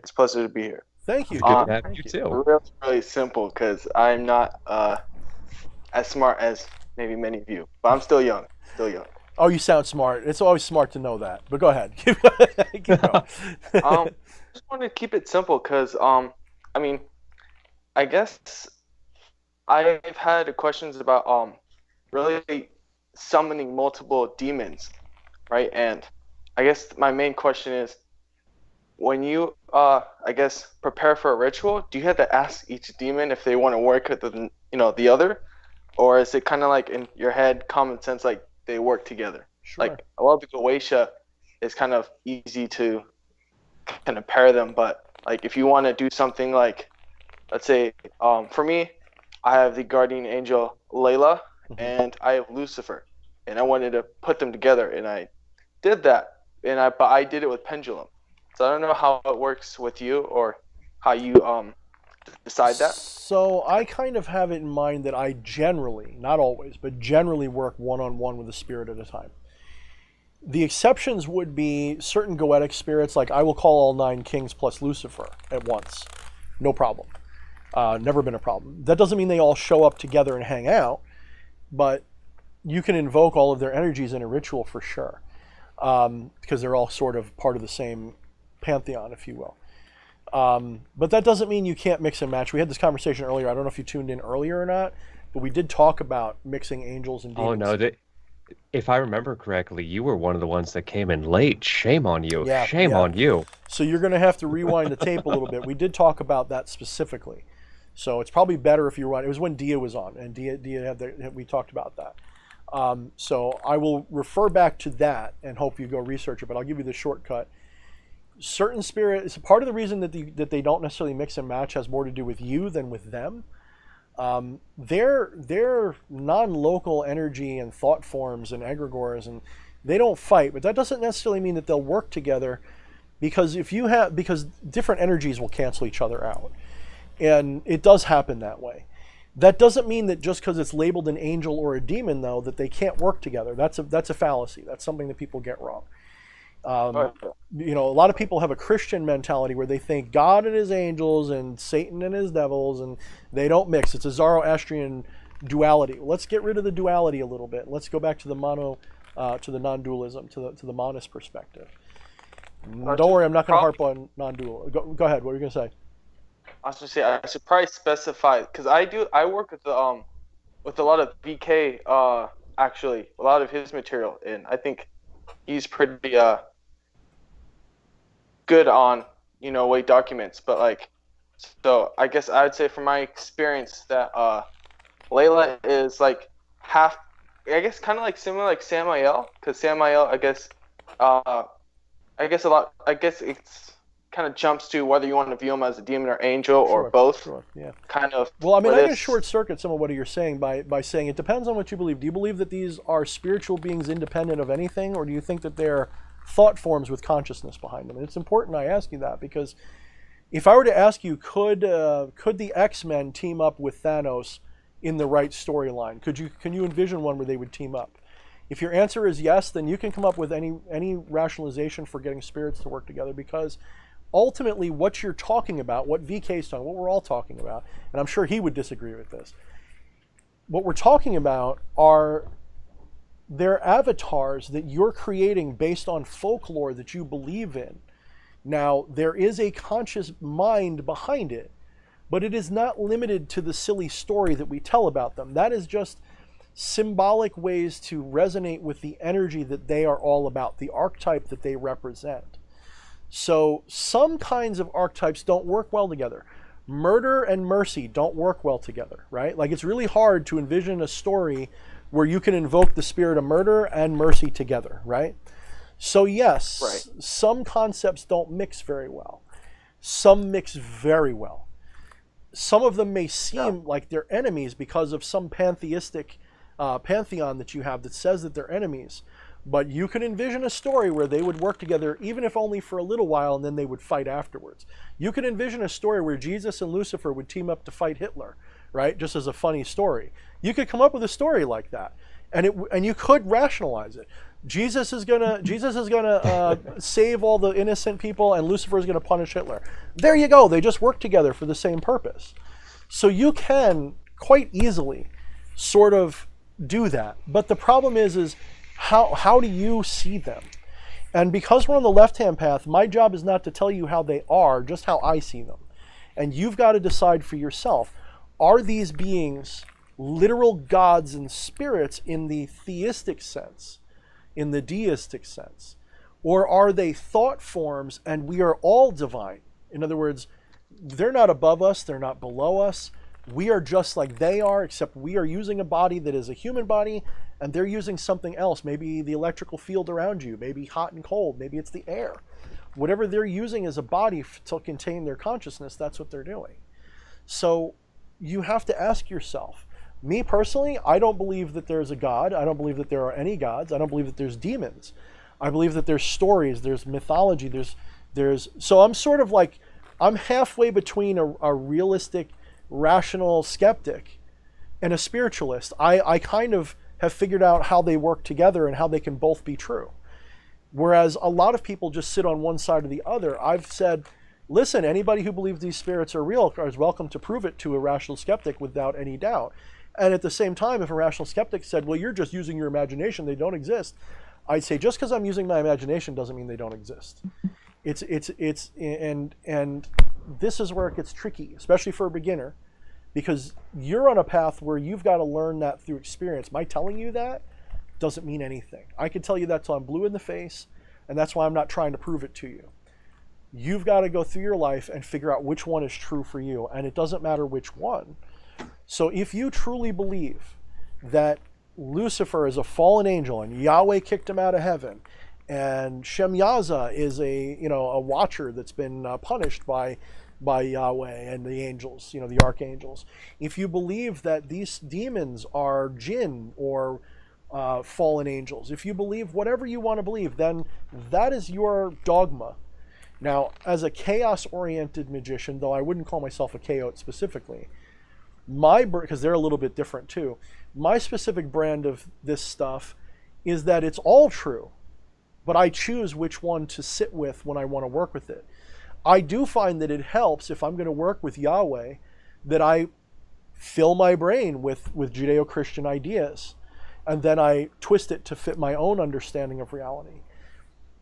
So I guess my answer to you is more of a question: what do you believe, and how do you make that work for you? Be creative, right? Right. It makes total sense. And can I maybe ask you one more thing, real quick? What are your thoughts on the Marriage Horizon kind of spirits, I should say? Which ones? Or the Cabal. So you have like Chernobyl. Oh, the Cabal.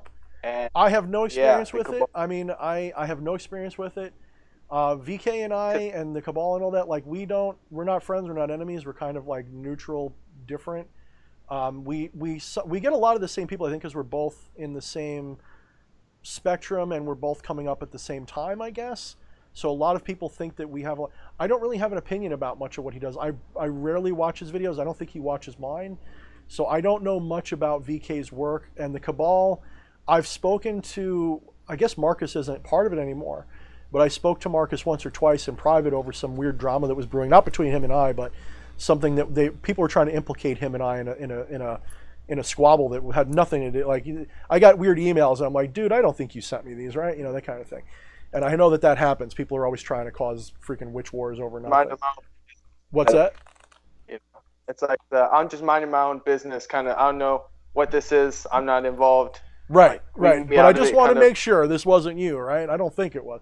So that's all the interaction I've ever had with him. I've never worked with their stuff. I know that the little bit I've seen, people have said, and I don't quite agree with this. I think that just like we can work with Lovecraftian spirits and it's fine, people have said that their stuff is based on Dungeons and Dragons, but I see why they would say that because some of the names, but they're invoking something else, and I don't want to speak on their work at all, other than to say people have said, and I don't personally have an opinion, except that I've heard, and that's it. And for all I know, they're awesome people, and so I just gonna leave it there. Start to drop. I like you both, or you all. Exactly. I've got no beef with them. Like, as far as I'm concerned, they're just as legitimate as I am. So I would just, if they float your boat, go with their work and do it. So, I got no beef with them at all. Like, I felt really pissed off when his channel got taken down, because that could happen to anybody.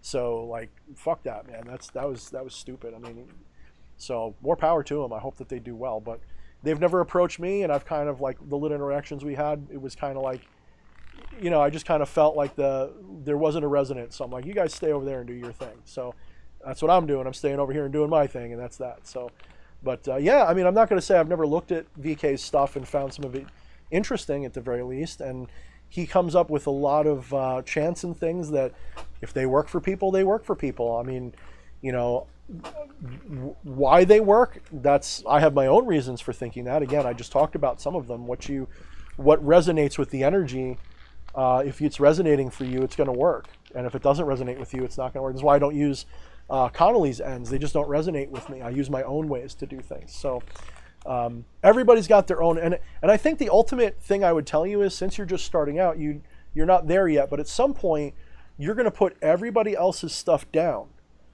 I hope it's soon. You're going to put everybody else's... Yeah, because... Go ahead. Oh, continue. So yeah, I'm at that point where, you know, I've been just kind of like going from one spectrum to another and just kind of absorbing as much as possible. And at that point, like, I'm starting to write my own spells more of often. Good, like, good. I used to just kind of like maybe go on like an S. Connolly book and look at something she, might have written or came up with and like try it out for myself. But now I'm at the stage where I'm just writing, spells and even curses, and just maybe years on the line I might even write something. So the key is this, okay? You reach a point where you have a metaphysical understanding of reality, and then magic becomes an art form. So you start to mix and match inspirations from other people's works. I'll use sigils that I didn't make up because people use them and they work, and I like them. I'll make up my own sigils and I'll use them and they work. I will experiment with Connolly's ends, and if I like them, I use them. Like, I will use one or two of them. I got to be honest with you. I shouldn't say I don't use them. There's one or two I use, and then the rest I don't really care for, even though they're the same, supposedly language. It just seems to make sense to me, like it works for certain spirits. So you're going to mix and match things. The important thing, this is why I'm constantly harping on about the metaphysics of what we do, because everything that we're talking about in magic is the applied technology of metaphysics. So metaphysics is the science, the math, the technology. The technology is the next step down. So like astrophysics and nuclear physics and chemical physics and all that, that's how we make the technology.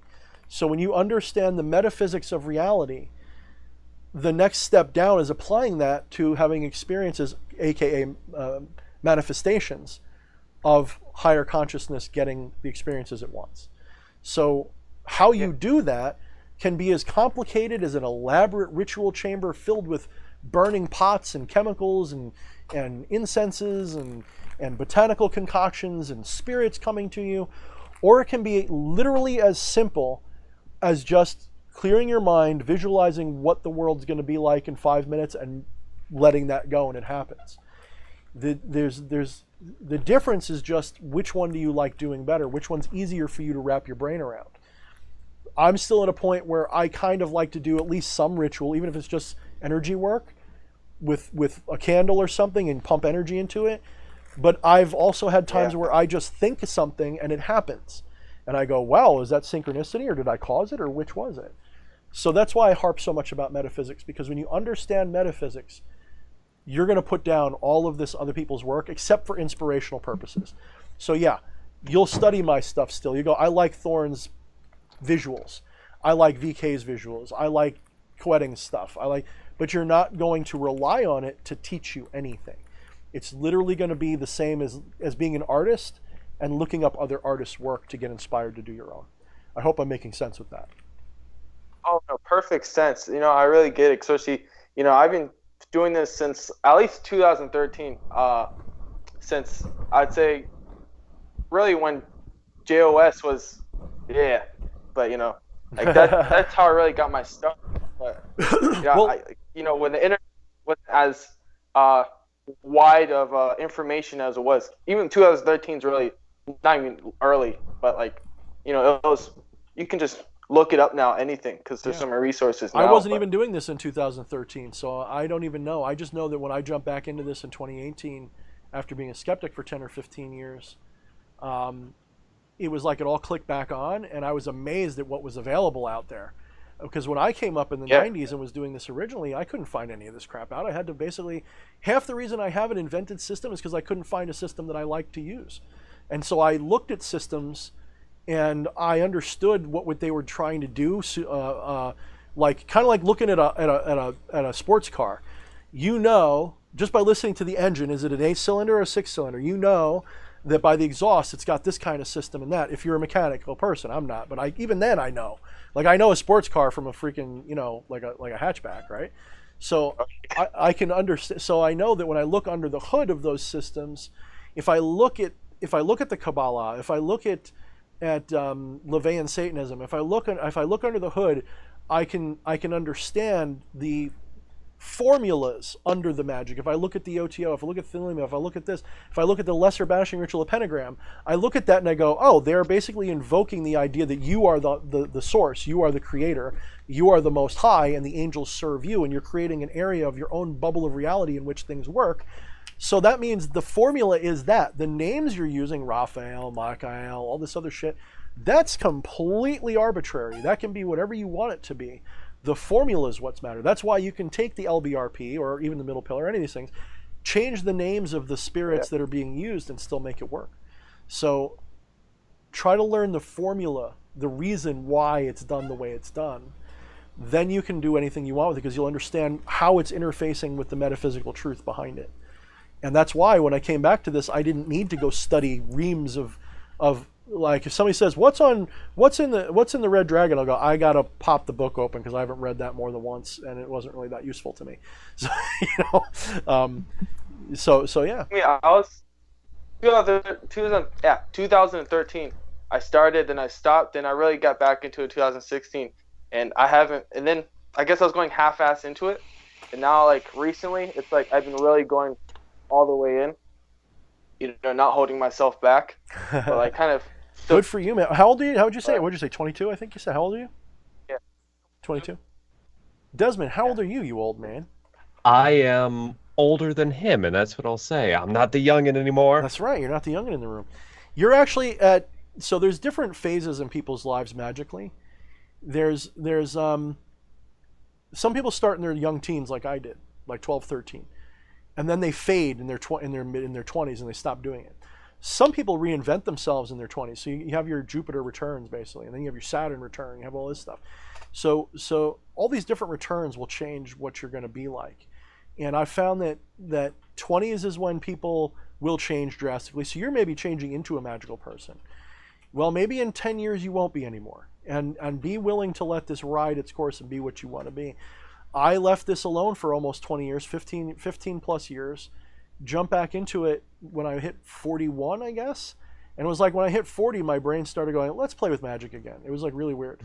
So that's coming from a skeptic, right? I'm like, let's see if this doesn't. I can tell you from an outside perspective, it was like one weekend, it's just like, hey, Flesh Priest. So I've been into this shit recently. Like, just all of a sudden. Like, it was always kind of there, but suddenly it just sparked into high gear. Yeah, and that's the thing. Like some people have, like my wife's seen the change. Like when I went from who I was to who I am now, and she saw when I was leaving magic. So she remembers me talking about it and going, "Oh, I do this stuff all the time, but I don't do it that much anymore." And going, "I really love that stuff," and I go, "Yeah, but I don't know if I believe it in it anymore." She's like, "No, let's go ghost hunting. Let's do this. Let's do that." And I'm like, "Eh." And then now it's like, what's that? I was trying to do that for my podcast. Me and my friend started. I'm trying to get him to go out to all these witch hangings and Civil War kind of spots, but like he wants to get to he doesn't want to do it as much as I do. Yeah, I think you're gonna like. People are pointing out your Saturn returns. When you get to your first Saturn return at 30, you're gonna have a flip, and then at 20 you get your Jupiter return number 2, and you get all this stuff. Things are gonna flip. You're gonna have all these little, and they're not. Let me give you another clue. Write this down in your journal. The astrological significances don't cause anything. They're a mirror, as above, so below. They're synchronistic. It's not that the retrogrades cause anything. It's that there's a retrograde, and down here there's a similar experience. They're not causing each other. So use them that way, and understand that when you go on your returns, that planet's, they say influence. It's not really influence, but that planet's reflection. You're going to see that reflection in your life as well when they have their returns. And check your chart. It's pretty interesting shit. You'll find correspondences you didn't know were there, and you're going to find, hey, maybe there's a reason why at age 20 something, or when you started, when you said 2013, so that'd be, I guess you were 25. 15. There could be a reason for it, and look into that. Oh, definitely will. Thank you so much for all this and information, and thank you for much just having me on here as well. Thank you for coming on. Anytime, man. You're a good guy. You seem like a nice, polite guy, and you're welcome to come on next week whenever I have the call-in show. Just get in line. Awesome. I'm gonna get your book as well. All right, I have it on my list, and I'm gonna get it next week when that check comes out. Okay, which one are you thinking of? Become the Maelstrom or the other ones? Now it's the Infernal Vampire. Okay, that one stands alone. They all work on their own, but at some point, if you want, just Become the Maelstrom is my centerpiece. But all the other ones radiate from that. That too. Yeah, you can start anywhere though, just so you know. Like I like to encourage people to become the because I will speak about things. If you read the Infernal and Vampire Handbook, you're going to see about 10 to 20 times I go refer back to Become the Maelstrom for an explanation of this term or this concept. So if you do get lost, it's still in there enough you'll understand it. But you may, for a complete understanding, it helps to. I kind of did it like I'm sure you know Dungeons and Dragons, being the age you're at. You're kind of like I was.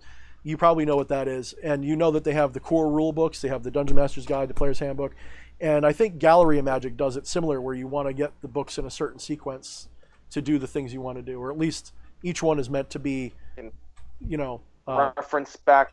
Yeah, a reference back. You're like building on the read rather than kind of like just specifically specifying what they're talking about. Yeah, because otherwise the books would have to be 5 times longer because I'd have to repeat sections of the books over and over again. Like when I talk about in the Infernal Vampire Handbook, I talk about energy work a lot, but I give you a primer on that and Become the Maelstrom. So I have to assume you already know a little bit about it to really use fully what's in that book. You may already from other practices, just so you know. So if you've already got experience with energy work, side-balls and stuff like that, then this may be easy for you. And I do explain it a little bit, so it's not like you can't do it. I didn't want it to be where you had to buy the first book. I'm not that guy.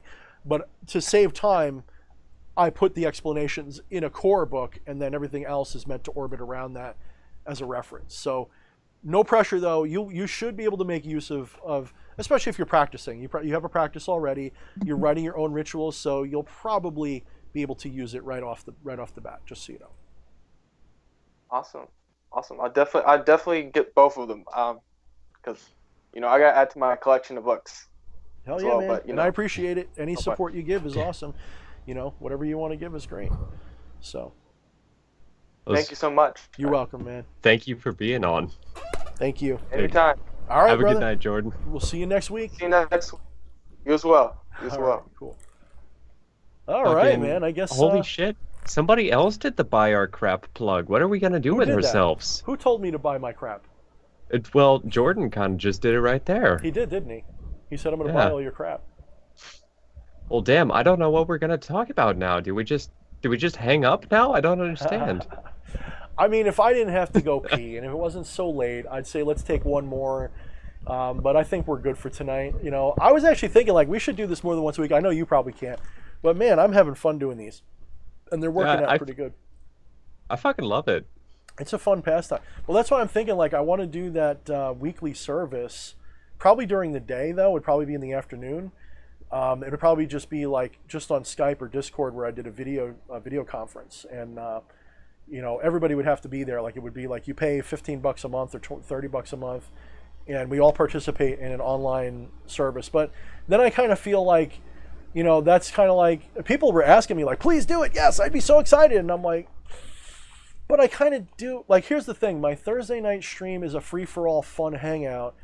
I'd like to do something that's more structured, okay, we start off with an offering to this spirit. We end with a, this and a that, question and answer, serious question and answer. But we kind of do that already, don't we? We just don't do offerings to spirits. That's the biggest difference. So, yeah, I'd say so. I mean, I think the biggest difference between those two would be that that one would be hey, we're not going to have the weird part of the stream. That's really what it is. A no weird part of the stream designated zone. Yeah. And I feel too much like a celebrity when we do it this way, and it kind of brings out that pompous jackass in me that I feel like I'm on stage and I feel like I got to be entertaining, and I'm being deep, but I feel like I put the mask of a stage comedian on. I put on a different mask, and I lean back and I get arrogant, and I get But that's kind of how I am anyway, isn't it? But I also have that more mellow side of me that doesn't come out on these streams. So I don't know. We'll see. I feel like you guys like the way I am, and why change a good thing that works, right? Yeah, it's like we were telling me and Mr. David earlier. We're just saying, if it ain't broke, don't fix it. If it ain't broke, don't fix it. Well, he said that, and I fucking doubled it. He ain't wrong, and I ain't about to fix it. So. Okay, but maybe the last thing you can leave us with. I don't think you caught it earlier, but I was having a conversation in chat, and I said, why are any of us really doing magic? Fuck all the non-dualist shit. Fuck everything else. We all know why we're all really doing this. It's to summon a succubus. So maybe to end this stream, you could leave us with what the people want to know. How do we summon a succubus, Mr. DH? If you are beaten off like a madman all the time, you already did. Anyway, guys, we will check you next week. Well, quite literally, what do you think's going on here? If you're constantly pushing that energy out there, if you're constantly going, something's drinking off of that, unless you're warding it and shielding it. No, there's a lot of energy coming off of you, brother. Yeah, where do you think the little whisper in your head comes from to go, why don't you look at the porn? Yeah. So, yeah, just saying. Don't ask me how I know all this. Yeah, don't ask. I got a real strong sense of self-control. So, Jin Genie, it's not always about sex. You just came in at the worst part of the stream. Jin, please understand, this literally just came up. Like, JD's streams are the one. Like, that's why I go to JD, because sometimes I need that. My streams are very, very celibate, okay? We're very celibate over here. You came in at the wrong moment, Jin. I promise you. The wrong moment. The right moment. I got a comment too. That glove, holy crap, that was giving me some ASMR during the last call. Right? We need to have a DH Thorne ASMR ritual. You're the ASMR guy, so I'm just going to send you sound of me doing this, and you'll just figure out how to make it work. I'll do it. Check the Flesh Priest channel for that. Yeah, Jin, so we're just closing up if you just got here, but we did have actually a really good stream. I love these call-in shows. Let's tell them what they won, Johnny. What do we have that if they want to buy our crap and show their support? What can they do to buy my crap? What can they do? Well, Mr. DH Thorne, I'll tell the lucky participants what they won. You can go over to... I was about to say Pinterest. What the fuck? You can go over to teespring.com/DH Thorne and pick yourself up some crap. You mean like this crap? Like that crap right behind you. If you are working with Become the Maelstrom, then you will know what this means. And this you can use in ritual just like this. You can hang it up as a tapestry, put it on a table, put it on an altar table, put it on the floor, use it as a floor circle if you want. I sell a really big version that's big enough you can sit inside it and get some pretty cool effects with it. So that's on Teespring. And of course, as always, you can go to... He's also got a BitChute account, of course, right here on YouTube. You've got a whole bunch of shit going on. Of course, check out my camera right there. I'm going to try to do a Vanna White thing. You can go to that Discord link where we just set up a new Discord channel where you can talk to us outside of the live stream hours and hang out with a bunch of like-minded people. Yep, and I will be streaming video games and just all kinds of... This is a social hub as well as magic, so... anybody who joins before I end the stream, I will just auto-accept you.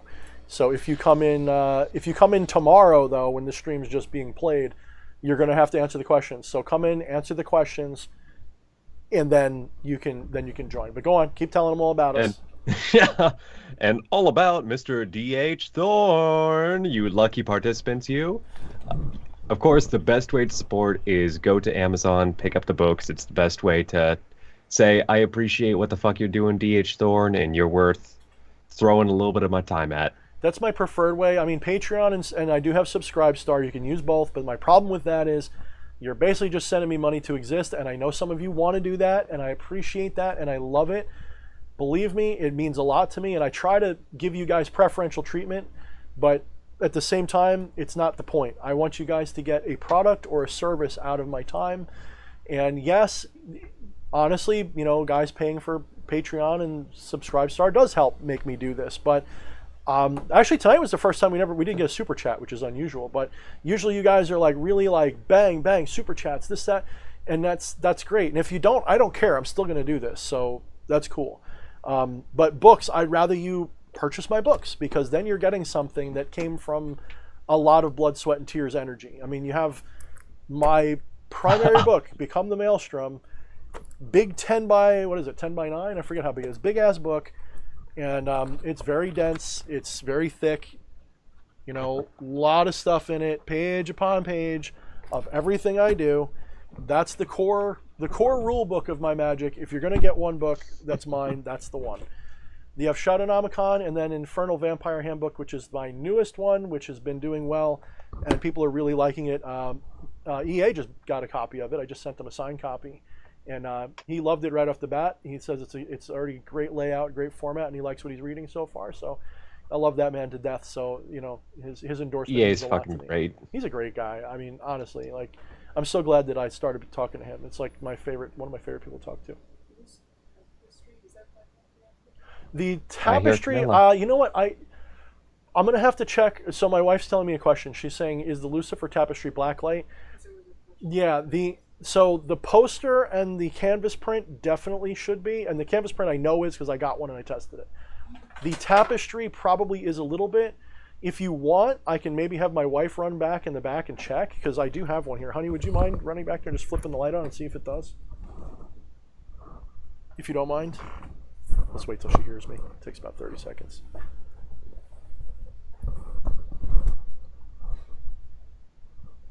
Should fold this one up. Yeah, just put it on the black light for a second, and then just let me know. So I'll find out. The Tapestry might not. I love your fucking setup back there. It looks so awesome. Thank you. You should see my actual house. You're going to go, wow, you fit that in your house? How'd you do that? Yeah, I'm waiting for that day.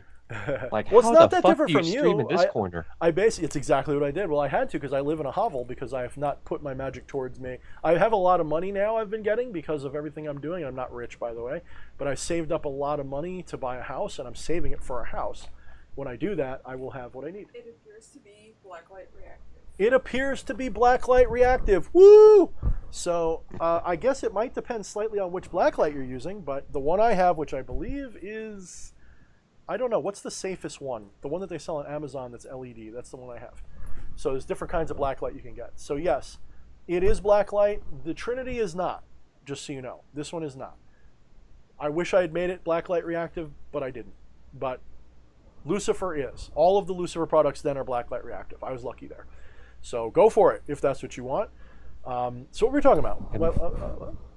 I think we were just talking about where to support you and everything. And actually, I want to say really quick, just shout out to all of you. We enjoy the fuck out of doing this every week, especially hearing your guys' voices calling in. It's actually really engaging, and I could say I really fucking love it. So I also want to give a shout out to everybody that's in the stream right now watching. We've got Damiente, Infernus, Necronikki, Daijini, Genray7, Judy Carter, Danielson, Luciferius 666, Dea Phoenix, David Morgan, Stealth Fighter, Dice Controller 187, so many more. Nina the Mystic and Camilla Random. As always, thank you so much for being a part of the mod team. Thank you. You help out so much. Dovahkiin. And Nikki, next time you're on, if you want, jump on, sweetie. I know you do magic. She's got her own channel. You should check it out. It's pretty cool stuff. Necronikki, for everybody who doesn't know. And Nina the Mystic, she does a lot of cool readings on her channel and stuff.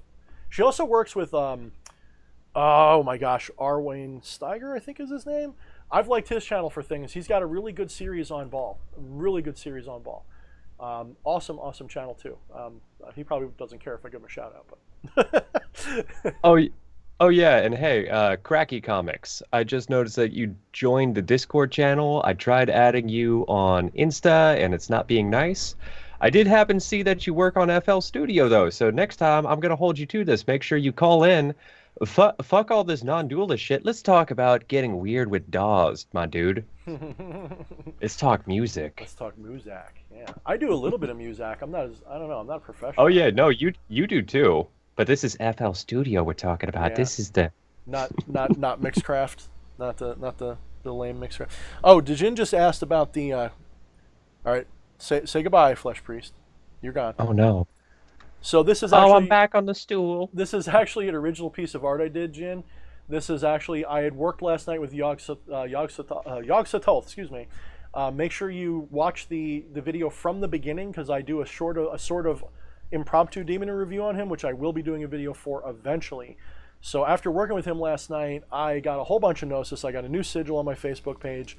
I got this artwork. If you have become the Maelstrom, you will recognize the sigil script, which is on the top right. That is actually an invocation you can use, which I will declare once I do my formal video on him. But until then, you're going to have to decipher it yourself, just because I like the mystery and the fun of doing it that way for no other reason. So that I painted that in about 3 hours using Clip Studio. So it's a little sloppy in a couple of spots, but I'm proud of it. I like it. And so it became my background for today. That's Yog-Sothoth and his fucking awesome spirit of divination. Rewind the tape and watch from the beginning to see the whole story. And I really appreciate you too. Man, I'm going to spend the next hour just saying thank you to people. We got 15 more minutes till 4 hours goes by, and I don't want to go that long. Do you want to go that long? I could definitely use the rest. You could use the rest. I know. But, we got to hang out tomorrow and maybe play video games with EA if he's got the time. So if not, we got Pirates I'm to always sync. down. Actually, you wanna on Discord live stream our gaming tomorrow night if we do anything fun? Maybe? Thought? I mean, fuck it, I'm down. Anybody who wants to see random shenanigans, we'll fucking do it tomorrow. Maybe we will. I'm gonna say 50-50. Not promising anything grand, but there will be fuckery going about if it's on there. Yeah, man, that'll be fucking. I think it'll be fun because you're gonna see how cool we are and then how cowardly we are. Because we're gonna be like, oh, let's go sink somebody's ship. It's gonna be so cool. Let's do that tonight. And then we're gonna be like, run away! And you see how much I suck. Like people are gonna be shooting at me. I'm gonna totally suck at the PvP part. It's gonna totally suck. But yeah, it's gonna be fun. Oh, Camila's saying no. Oh, get over it. You'll do it. You'll do it. You'll love it. You'll love doing it. Yeah, we definitely won't live stream it. Like, we definitely won't start a stream without letting anybody know. Definitely like, won't do that. Yeah, right. that never happened, so it won't happen. Well, that doesn't mean that her voice would be in it, because if we do the live stream with video game stuff, it'd be just be the video of one of us, one of us source, so it wouldn't contain all the audio necessarily. So. Yeah. But appreciate the fuck out of all you guys, and I hope you all have the best night that you can and the best tomorrow. Yeah. So to leave off, guys, if you're really having fun, like, share, and subscribe. You can now catch me on Instagram. I'm on BitChute. I'm on Facebook. I have my groups there. And buy my crap if you like what I'm doing. If you don't, I don't care. Leave me a dislike. That still puts me ahead in the algorithms. That's cool, too. All right. You know what? On that note. All right, guys. Have a good night. Peace. And chicken grease.